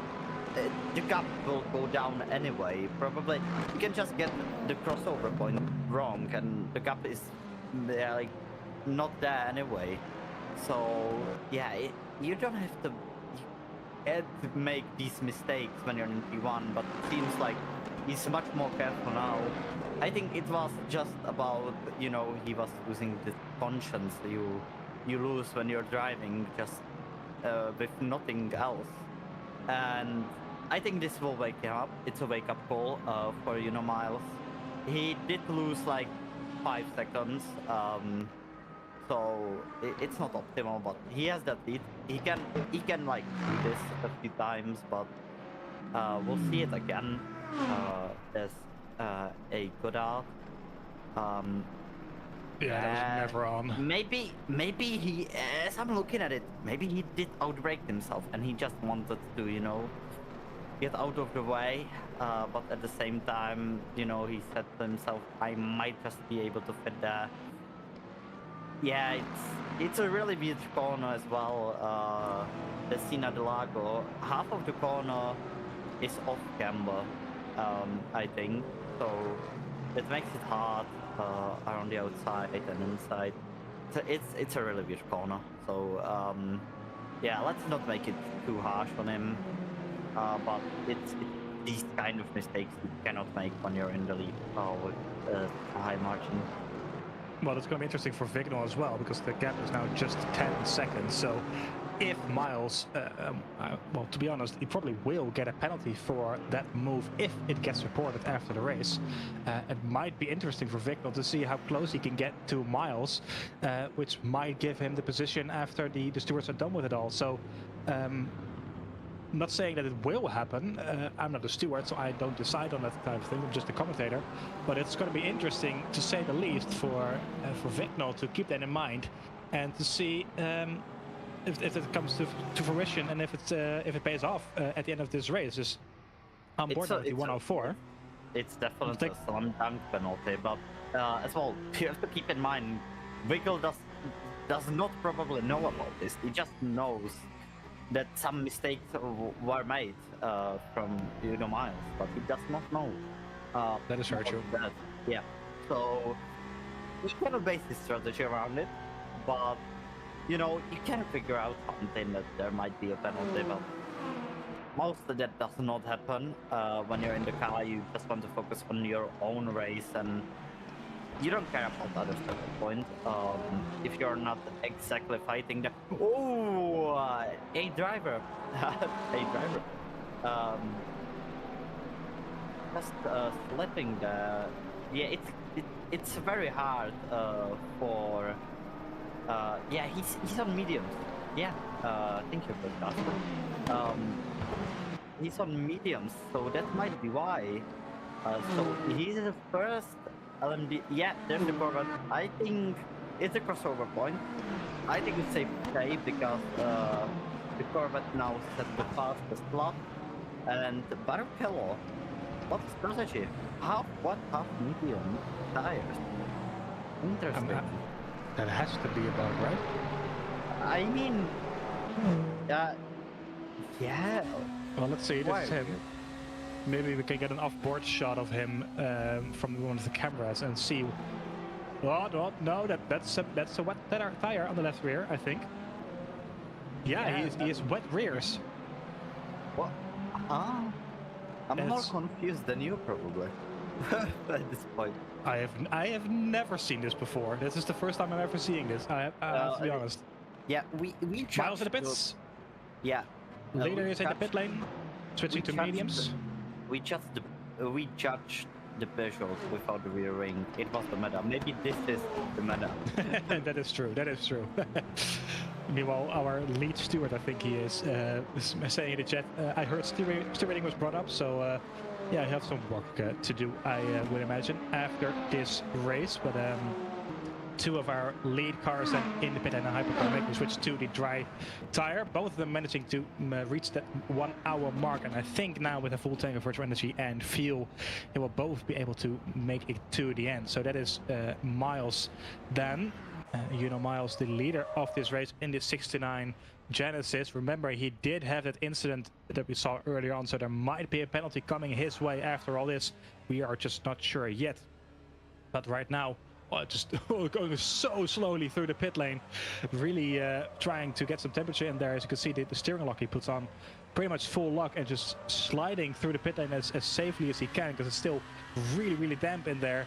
You do not want to hit the barrier there and end your race right there and then. That would be dramatic, to say the least. So he is now out on the slick tires for the first time in this race, putting some dramatic steering angle in those front tires to get the temperature up. This is the meta. That is a meta, yeah. But the Genesis has been it's been very quick in the rain. It's been a good car altogether, I would imagine, with him really far up the grid as well during qualifying. But now is the true question is, how good is the pace in the dry, or at least in these mixed conditions around this racing track? Now really is the time to shine for the Genesis, you have to say. There's yet again a yellow flag out in sector 2 and 3. Oh, that's a car. Barrichello, there we go. Well, it was not the meta. It was not the meta indeed. I think it was just a mistake at the pit lane, because he spun around, and I think that's him deciding, well, oh, that's a massive hit as well. That engine is done. Yeah, he did not want to continue. It was probably just a misinput, wrong call in the pit lane. Happens a lot, mostly. Yeah, that's just the rear's given up. That's nothing else. The rears just gave up. Yeah. Yeah. That's done. Nothing more to them. Yep. So a number of DNFs already then in the hypercar field, but the first really dramatic one there of Barrichello out of this race. Still 16 runners in the hypercar, with I think about 14 runners still in LMGT3. It's all packed grid still, despite those DNFs. Miles comes out in P9 in the 69. Really shiny, bright Genesis. I have to say, it's a great looking car with that metal. So shiny. It's maybe a bit bare bones, but it's still a very cool looking car nonetheless. The other Genesis with the Kolman is also in the pit lane. Same with Guzzo. Demolier is also in. So a number of drivers. Sawyer now coming in as well in the BMW. We had a spin earlier, and Vigno is now leading this race in the wingless Peugeot. His rivals, Colombo and Miles, both have made their pit stops respectfully. So we'll see what kind of benefit this brings Vigno. Of course, extending the gap now, or extending your stint now, does allow you to take a shorter stop with the less virtual energy coming into the car, less fuel into the car. So he might be able to get some use out of this and have a bit of a good run from that with the less fuel that he has to take a shorter pit stop, really. So gonna be interested to see if he is able to close that gap to the two leaders that we just saw. That's almost spinning there by the for the other Genesis of Giardinetto. It's Peugeot going wide there as well. It's very tricky in these conditions. Both of them still on the weather tires, but not that much grip going on there. As finally we know a driver seems to be Nicolas Eichers. So finally we know. Yep. Spinner. Who he is. Oh, spinner. There we go. Yeah. I was distracted. And, of course he spins. Yeah. For summary, the Genesis cars did not leave enough space for the GT3. Was not on again. The replays are really forward. There's like a lot of time. Yeah. Yeah, just clips himself across the nose. I mean, I would expect the Mustang to be more close to the curb, but you have to take into account it's really wet, and he was pushed onto the wet patch. So it's a racing incident, maybe more on the GTP, but nothing happens to the GT3, so fair enough. Again, multiple hypercars into the pit lane. Victor is still continuing though, 10% left. I would imagine him in rather shortly, to be honest, in that Peugeot. Yeah, I think it's too late now, isn't it? I don't think this will work. Well, his last lap was his best lap of the race. So it's. But yeah, but there are fast. Yeah, you know, yeah, there we go. Yeah. 3 seconds clear. Yeah, he's gonna lose tons of positions. He just stood out too long. There's something more to it. Yeah, so Unimiles is still leading the whole group of drivers that have made their pit stop. So he is now in third, which will be a net P1 then, but we think, depending on how the pit stops work out for the 2 leaders. His last lap was a 27.8, which briefly was the fastest lap of the race. Nicholas Outs just now putting in the all-round fastest lap of the race as well. Texera in the pit lane in the number 3 Peugeot. Does he hit the barrier? We'll find out. We saw. Yep, he does. There we go. This is exactly what Miles was trying to avoid then when he was having a very aggressive warm-up of the front tires. But Texera then hitting the wall. Now we're going to see a similar incident of Barrier, who is big tank slapper there in the BMW. And does he have the same incident as well? Gets through the first corner. Does he get through the second corner as well? Don't think he does. So he gets a penalty as well then for that incident. So I think he had a bit of a scramble there in the pit lane. There you go, penalty for Barrier. So he will not be happy with that. Texera is out on track now as Vignal has made his pit stop and is still ahead. No, never mind. He has been overtaken by Unimiles. So Vignal maybe made his pit stop just a tad too late then. Did Miles just enough time, 26.5, very quick lap time there by Miles, the fast lap of the race. So it's Abaya might be speeding in the pit lane, we're hearing. That's why he got the penalty. So very unfortunate indeed. I wonder what the gap is between Vignal and Miles. I feel like Vignal had to lose a lot of time, surely. It's only 8 seconds. Not. He That's did not. So. Oh, yep. Oh. That's the pit lane again. Hello. Piatinetto. Yeah, pit lane is really wet. Because no cars go there. It's pretty easy to get. And yeah, that happens a lot. That happens a lot, in Brazil. Even in dry conditions, it's really hard to just get the exit there. Is this still the replay? I think it is, yeah. I think so. Kakache on Bastel. Down the inside, on the wet patch. Oh! I mean, he did go through. Did he not receive jointly? Well, yeah, that's 2 incidents in a row. Not optimal. Not optimal. What? That's putting in another fastest lap of the race. Yeah, Miles is flying.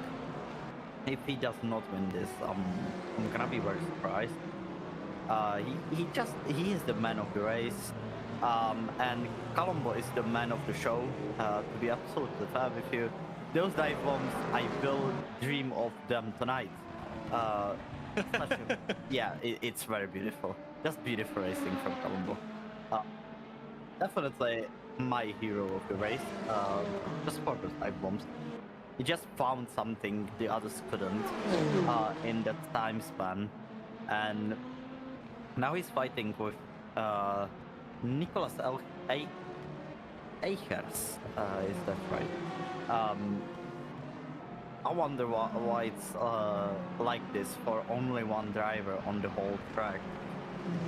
I think he might have joined the session a bit late, which then didn't register his name correctly or something. Yeah, I think it has something to do with that, but yeah, it does make sense. It's really weird though. Still, well, back to racing. Yeah, replay as soon as I said that. That was not planned, I can tell you that. A lot of clashes between the classes now. Does he that Lago? A lot of incidents happen here. Just goes wide, doesn't he? Yeah. Gets on the wet and goes does wide. he take out the McLaren? He does not. Good thing. That could have ended much worse than that. Now, Nicholas, right behind Colombo. But Colombo is the master on the brakes. Okay, well, did not see that coming as well. Colombo did not see that coming as well. To be fair, yeah, now and onto the straight into the Interlagos. He, I don't know, was it like a dummy? I think it was just weaving to scare Colombo there a bit. Yeah, side by side there. now. Side by side now. We're going up the hill into Ferradura, and Colombo just in front of him. Very, very good job. The thing why I was so confused and forgot how to speak. I wanted to say Scapecci. I think it's the driver that pitted too early on those mediums. He's now leading by 3 seconds ahead of Ramos. And Ramos did have a huge gap against the whole field. So he made the gamble. He made it.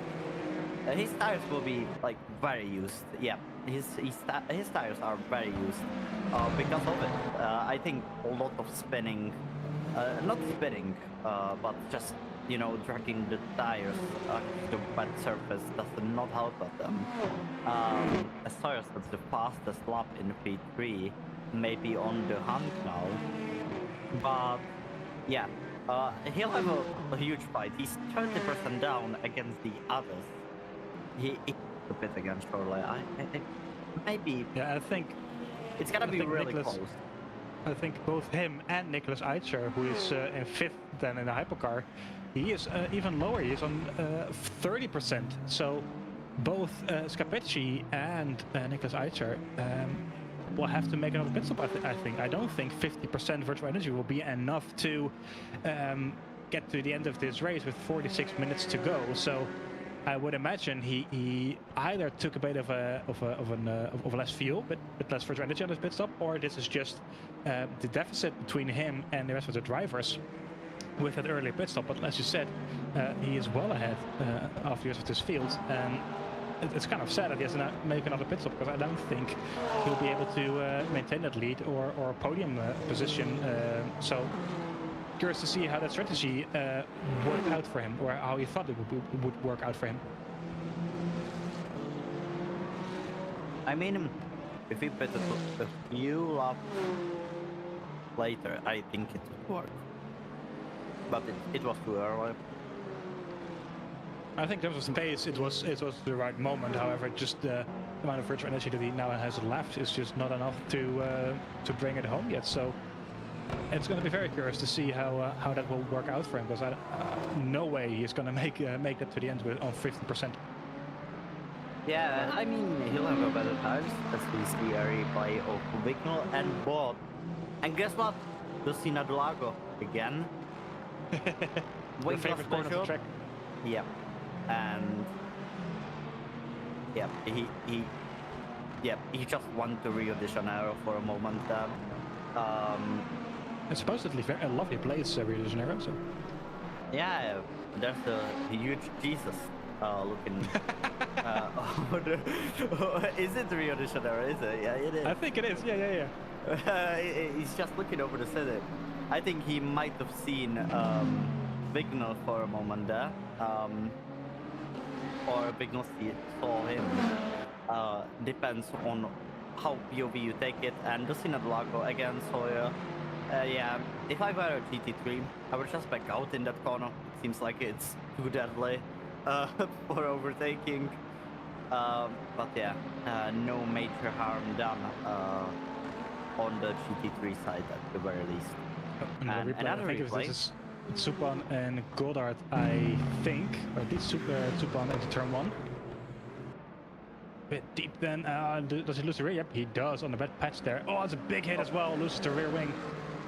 he's seen the rear wing, the wingless Peugeot working for other drivers, and decided to have a go at it as well. But I don't think he's going that much further. Goddard having a spin then in the 777, currently in 13th position in the Ford Mustang. That car is all over the place as well. Oh, another spin.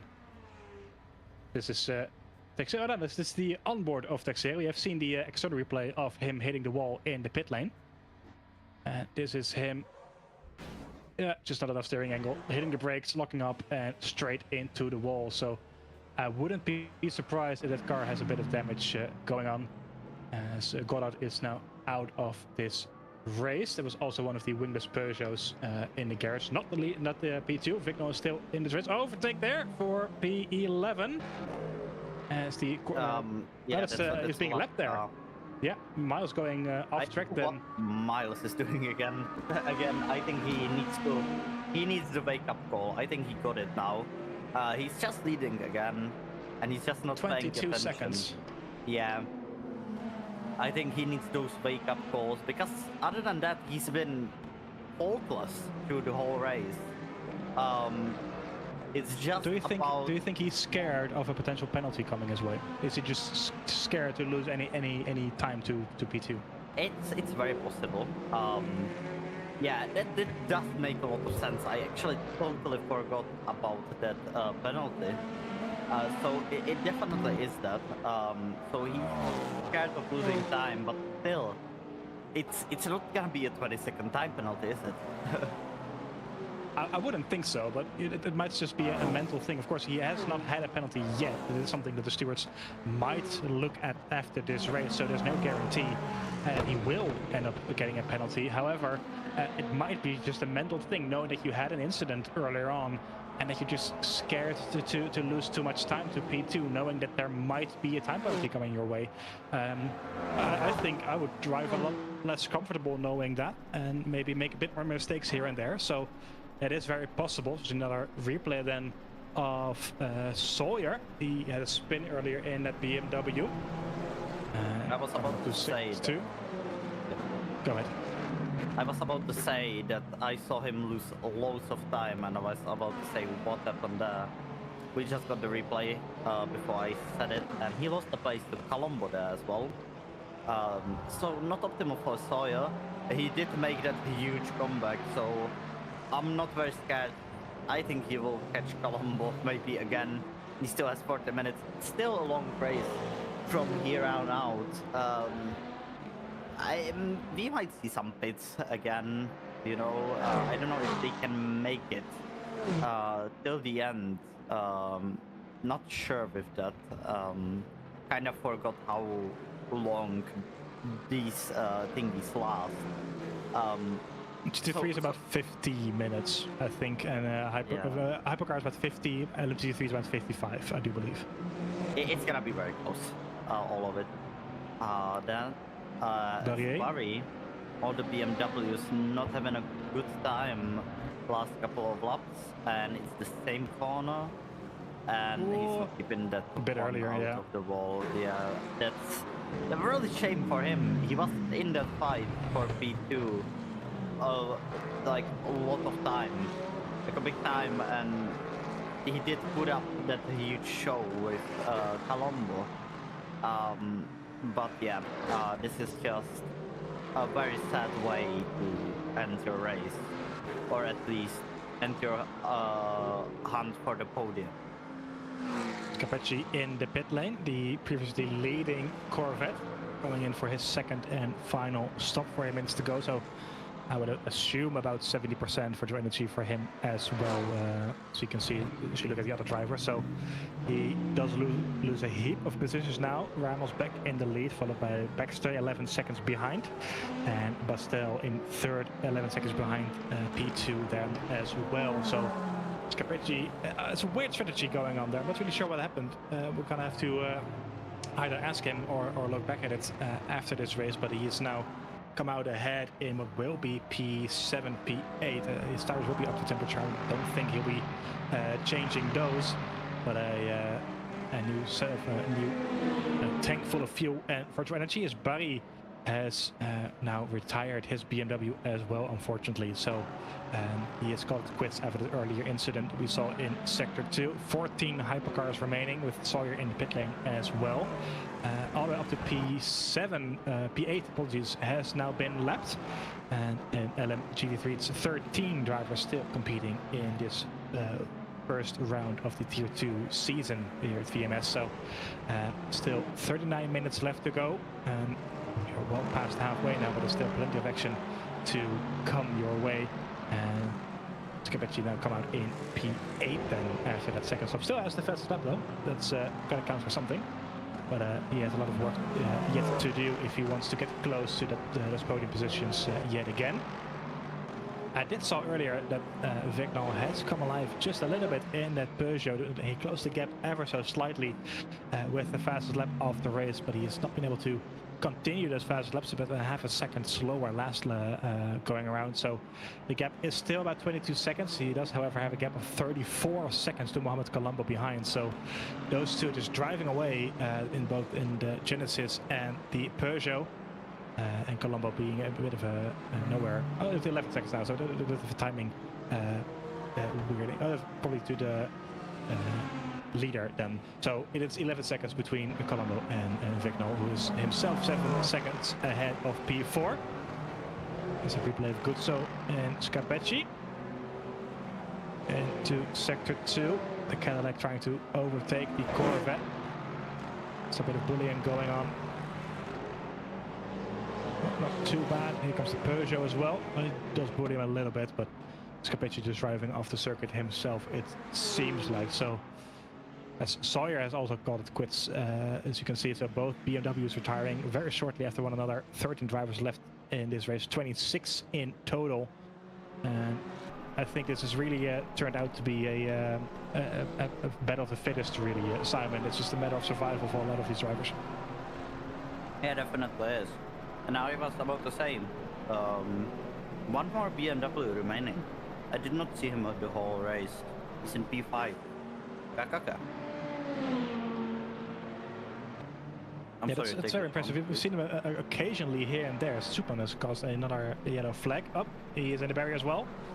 And yet another Peugeot then. I think this is after turn 1 goes off track. Yep, and turn 1 goes deep. Rejoins and just loses the rear. Rejoins way too aggressively.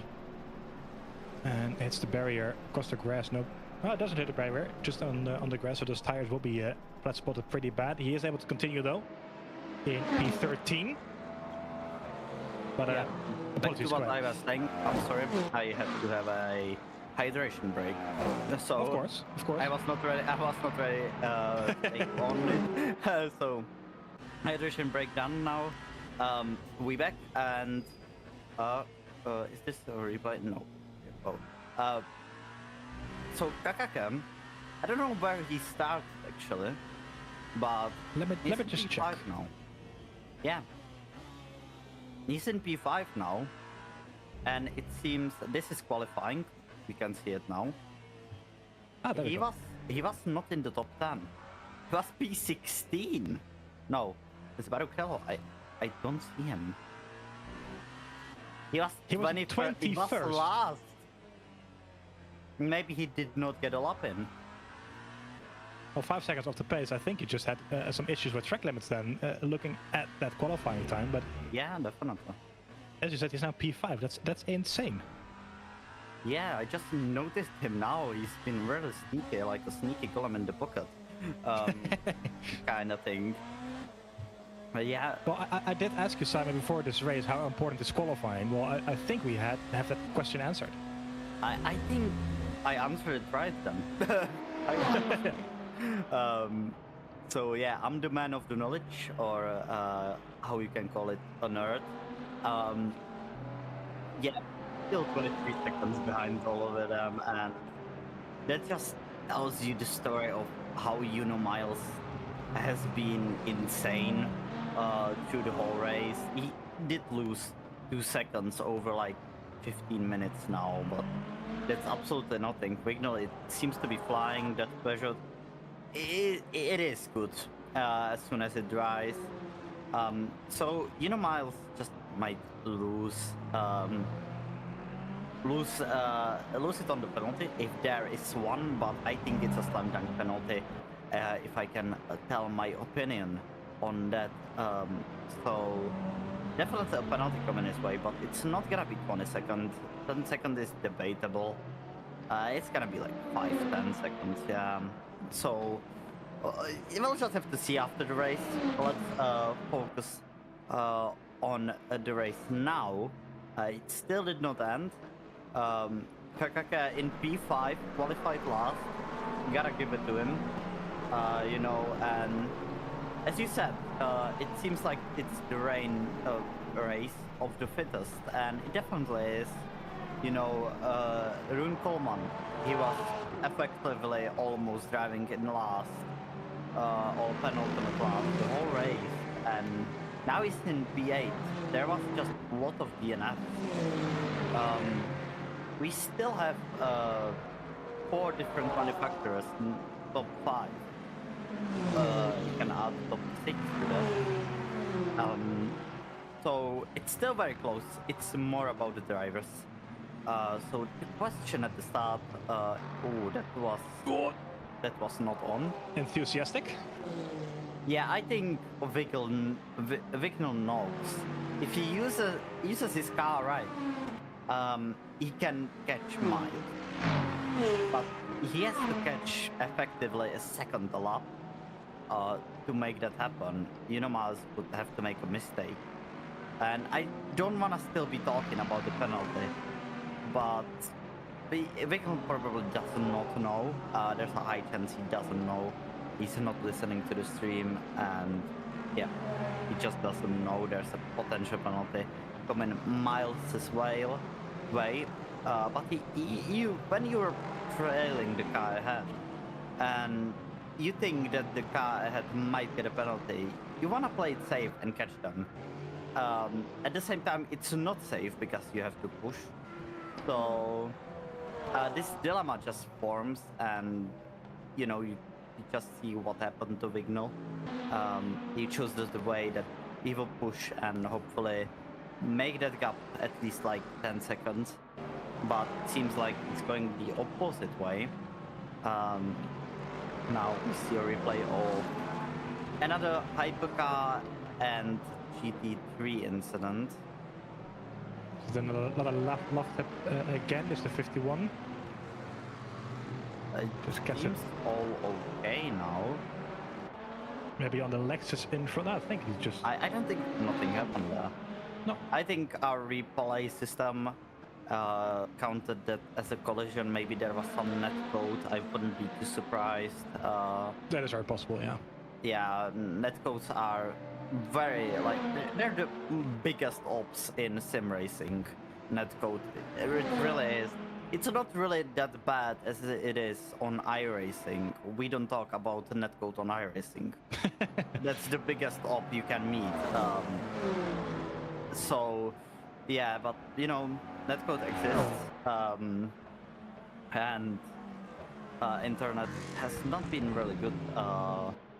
Few months now. I feel like all of the internets, at least for me, just don't work, and it does not matter what internet it is. I don't know if any other okay, well. English can be difficult.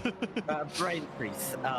If anyone other has the same problem, but hopefully not, because it's very annoying indeed. Well, I do want back to briefly. Yeah, go on. I want to get briefly back on the drivers. Of course, this season, for those of you who don't know, we do have the Highland Setups Driver of the Day award that we give to. I think it's to one driver, but we can just do one driver for each category, if you ask me. So, looking at the we've started half an hour ago, of course, so it can still change. But as it stands, who would you say is your Highland Setups Driver of the Day in both LM GT3 and the hypercars split? Well, for the hypercars, I'm very keen to just say, you know, Mom. The dominant all the way, but as it seems like, you know, when we look at F1, when the Driver of the Day award was like normal, people voted normal and not just, you know, because they like the driver. It made, like, most of the time dominance was not appreciated as much as just unseen overtakes and stuff. So in Hypercars, it's between three drivers for me. It's Miles, Colombo, just for his dive bombs, because as I said, it's beautiful, and Kakake for coming back from last place to P5. Even maybe it will be more. There's a high chance of crashes. As we talk about crashes, let's look at this. What happened here? Into the Senna S, Colombo. Does he just go wide? Seems like it. Chooses the. Oh, that's a car there. I think the Yeah, Sawyer spun. yeah, okay, that's fair. So Sawyer spun. So did I just say that there's a chance of gaining more places? And he spins immediately. Oh, And speaking of dive bombs, yeah, this was that's the earlier. dive bomb. I think we got a replay of the dive bomb because we were talking about it. So that's the main thing. I'm talking about for that driver of. Is it like what's the name for it? I'm gonna be still saying driver of the day, but you can. Let's call it driver of the day. That's you know, that's a term everyone understands. Yeah.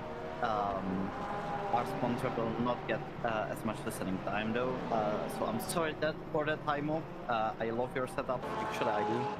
So yeah, I'm not actually lying. It does seem I'm lying, but I'm not. I actually love Taimo's setup. I'm not using normal LMAU, but iRacing, so it might differ a bit, but I like them. I like to use them when I have them. But okay, back to the thing. My ADHD is kicking in. So Kakake just for the comeback, and GT3, we did not get to see much GT3s. You know, Ramos is the obvious answer. You know, just being untouchable the whole race, munching the gap, not making any big mistakes I would see, and he just got bullied quite sometimes by GTPs. But other than that, seems like he's been okay. I'm keen to say Capiche as well. Maybe it's a weird, you know, pick, but he did make that strategy that was very different. He just tried something, and I think he did from qualifying. He did improve quite a lot.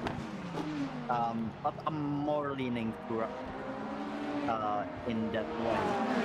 And back to what do you think? What's your take on this? I have to agree with Kakache and Ramos. I think those two are some great shouts for them. Of course, there's still a lot of time left in this race, so our picks can still change. We'll see where all of these drivers end up in just over 26 minutes time. But I think Kakache and Ramos are very good shouts indeed. Just bring us back to the race action on track itself. We have a driver, that's Nicholas Eicher, into the pit lane for his second and final stop. 0% virtual energy left, so he's literally running on fumes, it seems. And he will get out, hopefully not too far behind. He has a bit of a gap to Kakache in fifth. He will move up to fourth for sure. So it's going to be interesting to see where he will end up after that second pit stop. I think about P7 if I remember the gaps correctly between other drivers there. So he'll still be in the points, I do believe, which would be a very well-deserved result with going for that kind of a different strategy compared to the rest of this field. As everyone kind of has settled down, they've all found a gap here and there, and everyone is just trying to keep that car in one piece. I do know that that we have a big commentator's curse here at VMS, so as soon as I say that, someone will crash for sure, as we've seen plenty of across this race already. But Right now, it is still Juno Miles in a comfortable lead ahead of Vignal, who himself is about 10 seconds clear of Mohamed Colombo, still in third position. Colombo now putting in the fastest lap of the race, within 4.2, so all those gaps are fluctuating a little bit here and there. Kertache is indeed now into fourth position, about 32 seconds behind Mohamed Colombo in the BMW with the Mastro in fifth position, 8 seconds behind. Gusso in sixth in the first and only Cadillac still left with Nicolas Eitschers in P7. Kolman we see here in the 24 Genesis in P8.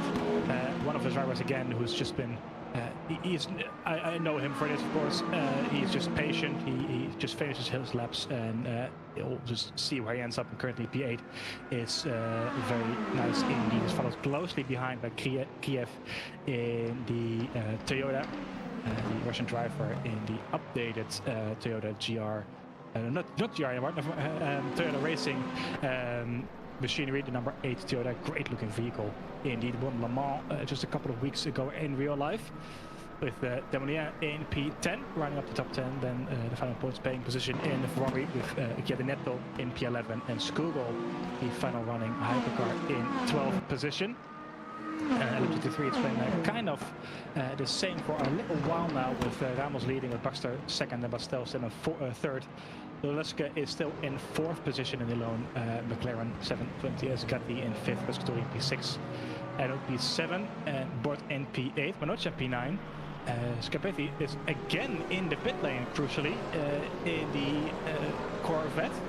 We saw him do a different strategy compared to the rest of the field, with where he was kind of required to make it hit another pit stop, but he is now in once again. And I think, he's out of this race. Capecci has DNF'd for an unknown reason so far, but the Corvette, who was leading at some point, like 20 minutes ago, has parked it in the pit lane. Did something happen here? Let's see. This is for P6. Oh, that's what did happen. There's a massive contact there. That's a big crash.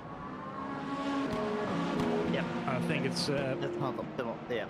Well, suboptimal at least. Indeed. Yeah. I think that's both him and the Porsche out. Definitely. That was a huge one. Yeah. I think it was Grata who is still at the pit lane right now, so he might be continuing with Petsi and Yuvura also around them. The Porsches, we've spoken about this earlier, Simon, are really not going well around this track today. Yeah, as I said, the Porsche just not made for this circuit. It's really bad in straight line. It's really bad in slow corners. It's just not it. It's a survival for all of these Porsche guys. You know, I did expect the Fords working really well. Now looking back at it, I'm not surprised that Aston is working well, and the Lexuses are just Lexuses, you know, they kind of work everywhere but are not OP anywhere. So yeah, I think everything is as it should be. Still very surprised that the Porsches are not working like better than I thought. They're working really bad. I thought their work much better because, you know, still, sorry. Yeah, still the Senna as we are in now, it's still pretty fast corner. It should suit the Ferrari. Oh, sorry, the Porsches. As we get a replay of Renault and the Molins into the Interlagos. And your favorite corner? Yeah, what other corner? Again, the dive bomb. We've seen this story many times, but he does stick it onto the track and no harm is done, thankfully. I don't know what I was saying before. Oh, the Porsches, right. Yeah, I'm surprised they're bad. I thought they'd be a bit better, but it seems like P10 and down had a contact or something, because I don't believe that on pure pace the Porsche would fall one lap behind. And yeah, there's a Porsche in the wall while we're talking about them. That's first. We might get a replay of that in a bit. Yep, there he is.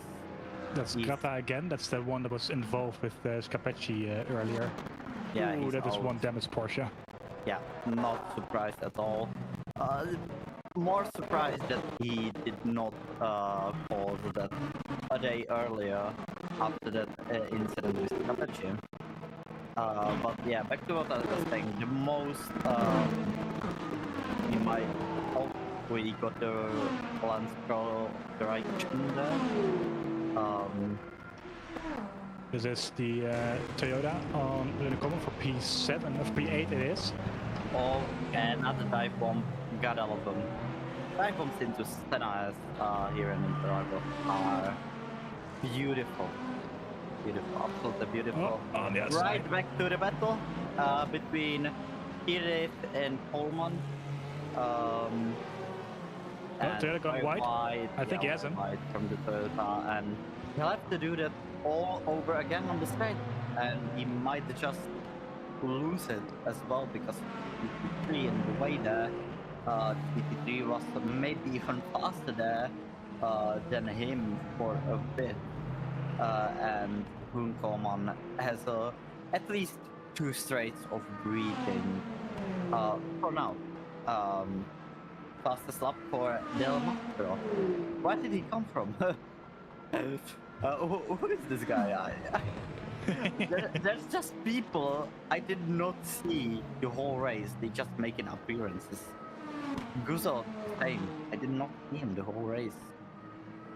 Like It's really been it's really been the stories of drivers qualifying down low, and just making up a lot of time during the race. As you said before, it's really been a race of survival. As you can see now, especially in the GT3, there's only 11 drivers left out of 19, I believe. There was 21 hypercars starting this race and only 12 remaining. So it's really just, if you keep your nose clean, if you keep it on track with a very limited amount of incidents, you're able to get a good result. That's the #1 rule of endurance racing, is just keep your nose clean and keep going. And the points will come, even if it's just a 2-hour race.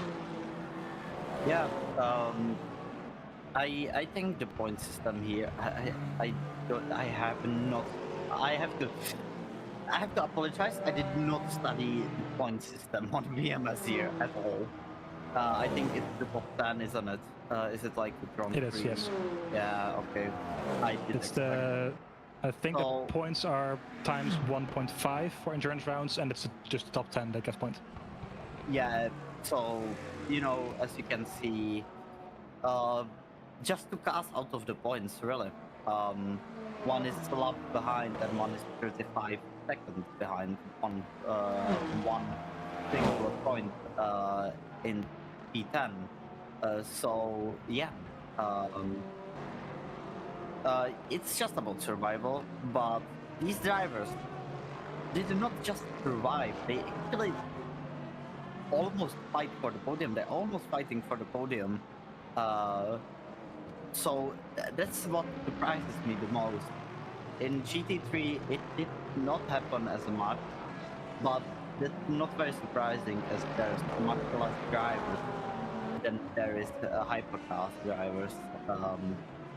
So that's not very surprising that I don't see any names that I don't recognize towards the end and closing stages of the race. And yeah, it's all settled. Not so much to talk out on track now. So yeah, we just have to wait until the end. I don't think, hopefully no incidents happen. It would give us a thing to commentate, but I don't wish any incidents on anyone. Now someone's gonna crash, watch this. Yeah. I do have to say, this game does look so amazingly good with the long shadows now going. You can see the time progression is nearly 6 o'clock in game, so the shadows are getting longer, the sun is getting lower as well, and it's looking stunning as ever. As we see the two, this is the Mustang and the Lexus, these two have been fighting are close to one another, at least for a long while across this race already. So great to see these two still out there on track. As Kolman puts in another fastest lap of the race, and I think this really is the moment that the track is at its best. It's been rubbing in ever since that rain has stopped flowing. There's no wet patches anymore anywhere. This really is the moment where the track is as good as it's ever going to be, which will result in quicker lap times as well. As you just saw with Mohamed Kolman, 23 is a very respectable lap time indeed. You can see now the gained positions per driver. As you can see, Kakache, as we mentioned, 17 places up. It's a great performance indeed by him. That graphic not really working for the LMGT3 cars, as they also count the hypercar DMS, unfortunately. So something we will try to fix. Vora has spun it around in the 183 Porsche 992. A difficult day for the Porsche drivers. No hypercar Porsches in this race, but the 4 GT3 Porsche is really difficult for them. Hopefully it will be a better showing for them for the rest of the season. Still 7 rounds to go. We will get to the calendar at the end of this race, of course, discussing what action you can still see.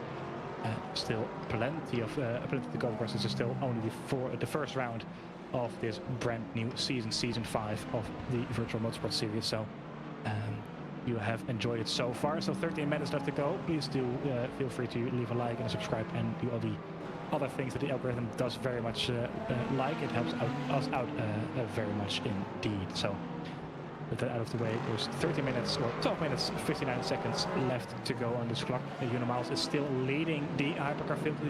Ramos is still leading the LMGT3 field, and everyone is just settling in, finishing down those laps and just bringing it home. Now I am curious, Simon, Vignal at this point, he is about 20-25 seconds behind. It's still the same gap as it was about 20 minutes ago. What is your mentality at this point? Do you still want to go for it, or is it just finishing up your laps, or what kind of position is he in mentally, do you think? At this point, just keep pumping good, consistent laps. Not risk it, but you want to be there if Miles makes a mistake. He's been dialed in since the last mistake. As I said, he just needed that wake-up call. That happens to all of the drivers. That's not a hate at all. Definitely not. That happens to all of the drivers. They just have to have that wake-up call, make a mistake or something that, sends the adrenaline through you, that, you can be dialed in again. And I think that happened to Miles. He's been on rails since that last incident, and Vignal has not been able to do anything about that, even losing time to him. But you still want to be in the closest you can be while keeping it safe. If goes not into the wall necessarily, but makes a mistake, slide, spins on the grass. 21 seconds can be 5 seconds out of nowhere. So you just want to be close enough, but no pressure from behind. Pretty much no pressure from in front. 11 minutes remaining. Not a lot can happen, will happen. So you just keep it safe. Bring it home. It's not worth it. Definitely isn't. Fair enough. It's like I said, it's the home stretch. You're almost there. It would be a shame to throw it all away now. I have noticed that Kolman has finally been overtaken by the Toyota of Kiev, and as I say that, these two finally going at it once again as well.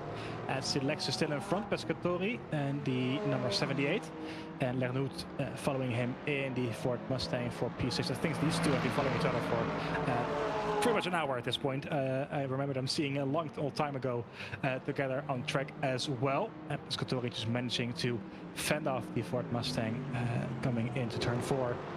Going a bit defensive, just making his car as wide as he can, and forcing Lernout to slam on the brakes a bit early and hold position, at least for now. Lanut is all over the back of him though, so the 414 seems to have a bit more pace compared to the Lexus 78, and might be going for a bit of, oh, it dips the rear there. Tried to go for the inside, and he does get the place. However, I feel like there was a bit of a rude move. Not gonna lie, you can see the flashing lights of the Lexus behind. He is not happy with that, and I think he is saying, well, give me the position back. That was not the way you should do it. As the 50 Ferrari of Dumoulin comes through as well, the number 10th place Ferrari for an MP. And I think he has to that might be like Charlotte. I would say so, yeah. Now the Lexus comes back at him again. Is this the moment he gets the place? I think it might be. As the Lexus back passed again in P6 now. Yeah, he played it smart. The Mustang played it smart. Kolman played it smart. Gave it back on the straight. The smart thing he did not do, he didn't thought about the Porsche getting involved there. So. Yeah, as I said, the Porsche should work pretty well in the Senna S, and it seems like it is, but you know, the straight line speed on the Porsche is just not existing. It does not exist. Yeah, so again, Leonard will be studying the rear ring of that Lexus ahead of him. Yeah, that Lexus is pulling away ever so slightly once again. I think he'll be happy to be ahead of that Mustang again with the Porsche. I think that the Porsche is able to keep with them just ever so slightly now. So I think the Lexus is kind of holding them up, both of them at this point, but the Mustang just not quick enough at the right places to actually get the move done. In this stage of the race, only 8 minutes to go, so Pescatore knows it's only about 5 laps to go. There's not that much time for Lanut to make a move, or try a move at least, around here. Not many opportunities anyway, so time is in his favor in that way. And again, a good run by the Mustang. Is he able to make that American car to good use the horsepower it has? He's close though. Moves to the inside, tries to go for peak. The Pescatore goes very defensive then on the start-finish straight, forces the Mustang. Oh no, he switches back down the inside, hard on the brakes, but Pescatore brakes way later, and the Lexus, the Mustang backs out of it and sticks with P7. And the Porsche is flashing his lights, saying, I'm quicker, you can get him, I want the position as well. The 91 Porsche getting a bit impatient there in the hands of Manocchia. He wants a piece of this as well, and he thinks he's quicker. Both of them are trying to distract the Lexus, who goes defensive yet again into turn 4. A bit of a wheel bang there going on. And the Mustang just trying to force his way past, but the Lexus is picking all the correct places there, making his car just wide enough to force the Mustang to hold back. And the Porsche has a good run on the Mustang there as well. Backs out just a little bit then into turn 6 and 7. But this is a hairy situation there for Pescatore. He can feel the pressure from both the Mustang and the Porsche in his rearview mirror. But I think right now he is in a very good position to keep that P6 as it stands. And the Mustang just not quick enough on the places where it matters to get past. Then Colombo makes his way through as well as the black Ferrari in the rear, hoping to lap these 3 drivers. Never a fun sight as being a hypercar driver to see 3 GT3s battling with one another, although he does get them at a fine spot, that is the back straight, so he's a bit lucky there not being held up too much. As we see once again the virtual energy, most of them towards the end of their cycle, of course, and I think all of them will have in fact enough to make it to the end right now. So see another move then by the Mustang around the outside this time, tries to hang on. Late on the brakes, Lexus just placing his car in the correct positions. No way for the Ford to get past. I think this is just a display of great defense by Pescatore right here. Yeah, I do have to say, I'm trying not to curse it here. I'm gonna leave it for a bit. Well, I cursed, even though I did not say anything. But, you know, the defense that Pescatore was just putting up there, absolutely amazing. Great defending. We had great dive bombs. We have great defending now. The race had it all. This race is really the opener that you want to have. I mean, not really if you're a driver, you know, but if you're like someone like okay, you do want to have this opener, but as a commentator, this is an opener you want to see absolute insane stuff happening. You know, you had the defending, you had the dive bombs, you had the rain, you had the crossover, everything. The race had everything. Now the graphics looks absolutely beautiful as well, as we are at the sunset time now. So flashlight on and just bringing it home. 4 more minutes. That's about 3-4 laps till the end. So yep, it's about time bringing it home. As the Porsche right behind there, we're not seeing it. We are seeing it now. Pescatore will make his car as big as he can again for the Porsche not to get around with him, and he could in theory have easier time defending the Porsche than defending the Mustang. He just give up. Did I just see Pescatore give up? I don't believe that the Porsche had so much more speed. Might just be better on the brakes, although the Lexus seemingly be very good on the brakes as well, so I'm not really sure why he gave up the position as quickly as he did. But it does mean, actually, it might just be because the Porsche is a lapped car. Oh really? Is it the whole time? There we go, because there is no position change on the standings, and yeah, no, because so the Porsche is a yeah.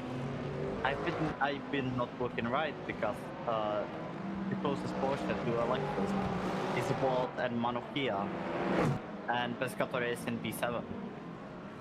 So well, there we go. Yeah, there we go. So it has been solved. Sorry for that. Yep. Yeah, that's Nicolas Bessier, who has just unlapped himself from P6. Yeah, commentating. Like in our defense, almost. It is still 40 degrees here, so... Yeah, it is. In my room, it's 30 degrees now. And I've been here only for the commentating. I've been outside all day. So, yeah, you know... and Ivor spinning again. Does he keep it out? The Porsche is not happy. I think the driver is not happy. That's very accurate. and the tires are not happy. Definitely. I think no one is happy in that camp. Yeah, the Porsche is just not working as anyone would have thought. It's just not it. They're not in the fight, and they won't be in the near future. This race. They will have a good race next time. I don't know what track is it. We'll look onto that after the race. With Stevie, he'll take you through the rest of the calendar and what you should be looking forward to as the next race for is this tier 2? Yes, tier 2. In my sheet it says endurance at Barcelona, but I do think that's incorrect. I think that's a regular race with Silverstone being endurance. Yeah, so that should be a regular race in 2 weeks time at Barcelona. So hopefully a track that's a bit more suitable for the Porsche 992. Yeah, I mean, the Barcelona is again very similar to Brazil, so the Porsches might still have a really bad time there. But you know, we'll see. Maybe they'll only time will tell. Yep. You know, but it's a similar description of Brazil. If you think about it, Barcelona is pretty much the same. You know, some fast corners, but very slow corners as well. Long straight, smaller straight after the third turn, which is a long turn. This is the same as now. It makes my head light. Now, I'm gonna interrupt you briefly. There's only 13 seconds left on the clock, so we're very nearly to the end of this race. This is your race leader, Miles. He will come across the start-finish line in just a matter of seconds. It's the final lap of this race. Clock is down to 0, and the number 69 Genesis, piloted by Miles, will come home and take the victory then for the opening round of the Tier 2 series here at the Virtual Motorsport Series. His first victory at the VMS, his first victory of the season. A very dominant display indeed by Miles.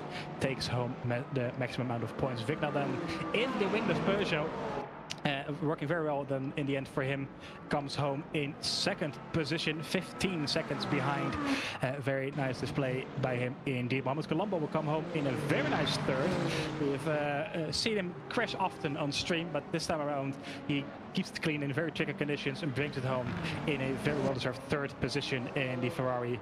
Well done to him. Kacheche then 40 seconds behind, but that doesn't matter. Started in P21 and will come home in fourth position in a few moments time. But first, this is Ramos for the 42 in the Ford Mustang in LMGT3. Your winner then for the opening round in the LMGT3 category in the Ford Mustang. He'll be very happy with. Just about across the line. Yeah.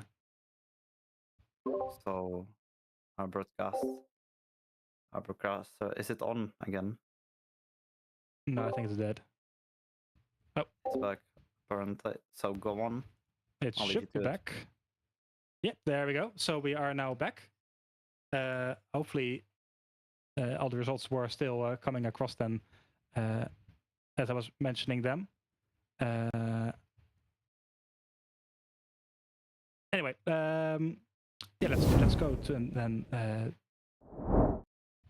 see what's happening. Yeah, we're going to the post-race interviews then. So apologies again for the interruption of the stream. Luckily, most of the stream wasn't too bad, as we are already joined by one of the podium finishers in a hypercar. Mohamed Colombo, a very good evening to you. A podium, I think, potentially a first at VMS, or at least a first in a long while. That's congratulations to you. That was a great drive. Hello, yeah, good evening. Yeah, it was my first podium somehow. It was very fun to drive. Well, and the drive was very fun, but in the wear it was dangerous because the car wants to kill you every corner. Very, very sketchy. How were those conditions in the rain? Of course, you were expecting them given the driver's instructions prior to it, but did you have any practice, or was it just seeing where you end up? Yeah, I practice a lot, but there's not much to do with the setup. So you just have to deal with the drivability issues. And I honestly thought I was going to crash eventually in the rain. Well, luckily you didn't. There were a lot of people around you who did, but you managed to keep it on track and come home in third position. Simon, any questions from you for Mohamed? No questions for me. Congratulations on your first podium in VMS. Thank you. Thank you very much, Mohamed. We'll see you in 2 weeks' time then in Barcelona. So congratulations again, and a very good evening.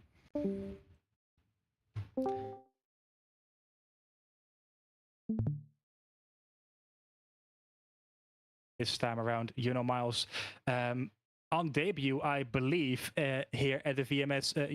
Congratulations from both of us. A great drive indeed. You must be very happy. Yeah, hello. First of all, yeah, I'm really happy. I mean, the wet pace was really good, and yeah, and when I was on the mediums at the end, I just could hold the pace and drive it to the end. I did some mistakes, a couple of them.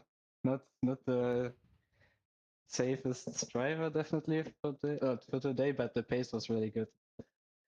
Yeah, we saw a couple of incidents on stream. Are you scared that the stewards might have a look at that, or do you think you're safe? I mean, to be honest, for that time where I dived from the Mustang, yeah, that's for sure a penalty. Like that was really bad for me. Otherwise, I think you could. Like, I think I would definitely get a penalty for that for sure. But about the other things, I would need to rewatch that to be sure about it. But yeah, that one dive on the Mustang was really bad. Well, no matter what penalties come your way. I think it was a phenomenal drive from you all across the rain and then into the dry period as well. So again, a massive congratulations from me on a very well-deserved victory. Simon, going to ask any questions from you for Yep, no questions. Just congratulations on your win. Thank you. So we look forward to seeing you again in 2 weeks' time in Barcelona. So maybe a repeat of that result then as well. So thank you for joining us here in the commentary booth, and we will see you in 2 weeks. Yep, see you.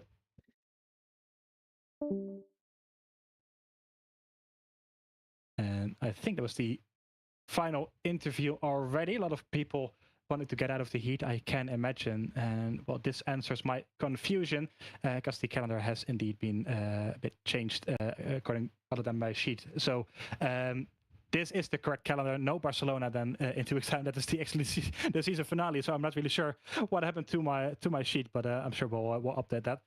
But it will be Bahrain then on the 10th of July. Should be a very interesting track, to say the least. Very different compared to Interlagos we had today. So that should make for some great action for sure. So Simon, thank you very much for joining me once again here in the commentary booth for the opening round of Tier 2 Season 5 of VMS. I had great fun, and I think it was a spectacle but we had today. Very, very great race, very enjoyable, and I think this is the season opener as a commentator you want to see. Well, anyways, everyone, have a good evening. Over to you, Stevie, for the last time. Thank you very much, and indeed, thank you all very much for watching this, the first round of Tier 2. It's been a pleasure being back once again for my third season here at VMS. It's always a pleasure commentating for everyone back at home. So again, if you haven't, please do drop a like and subscribe and do all the things that the algorithm likes. Check out our partners, Heimer Setup and Grid Finder. And with that, I think I'm gonna close it off for tonight. Thank you very much for watching, everyone, and have a very good evening. Goodbye.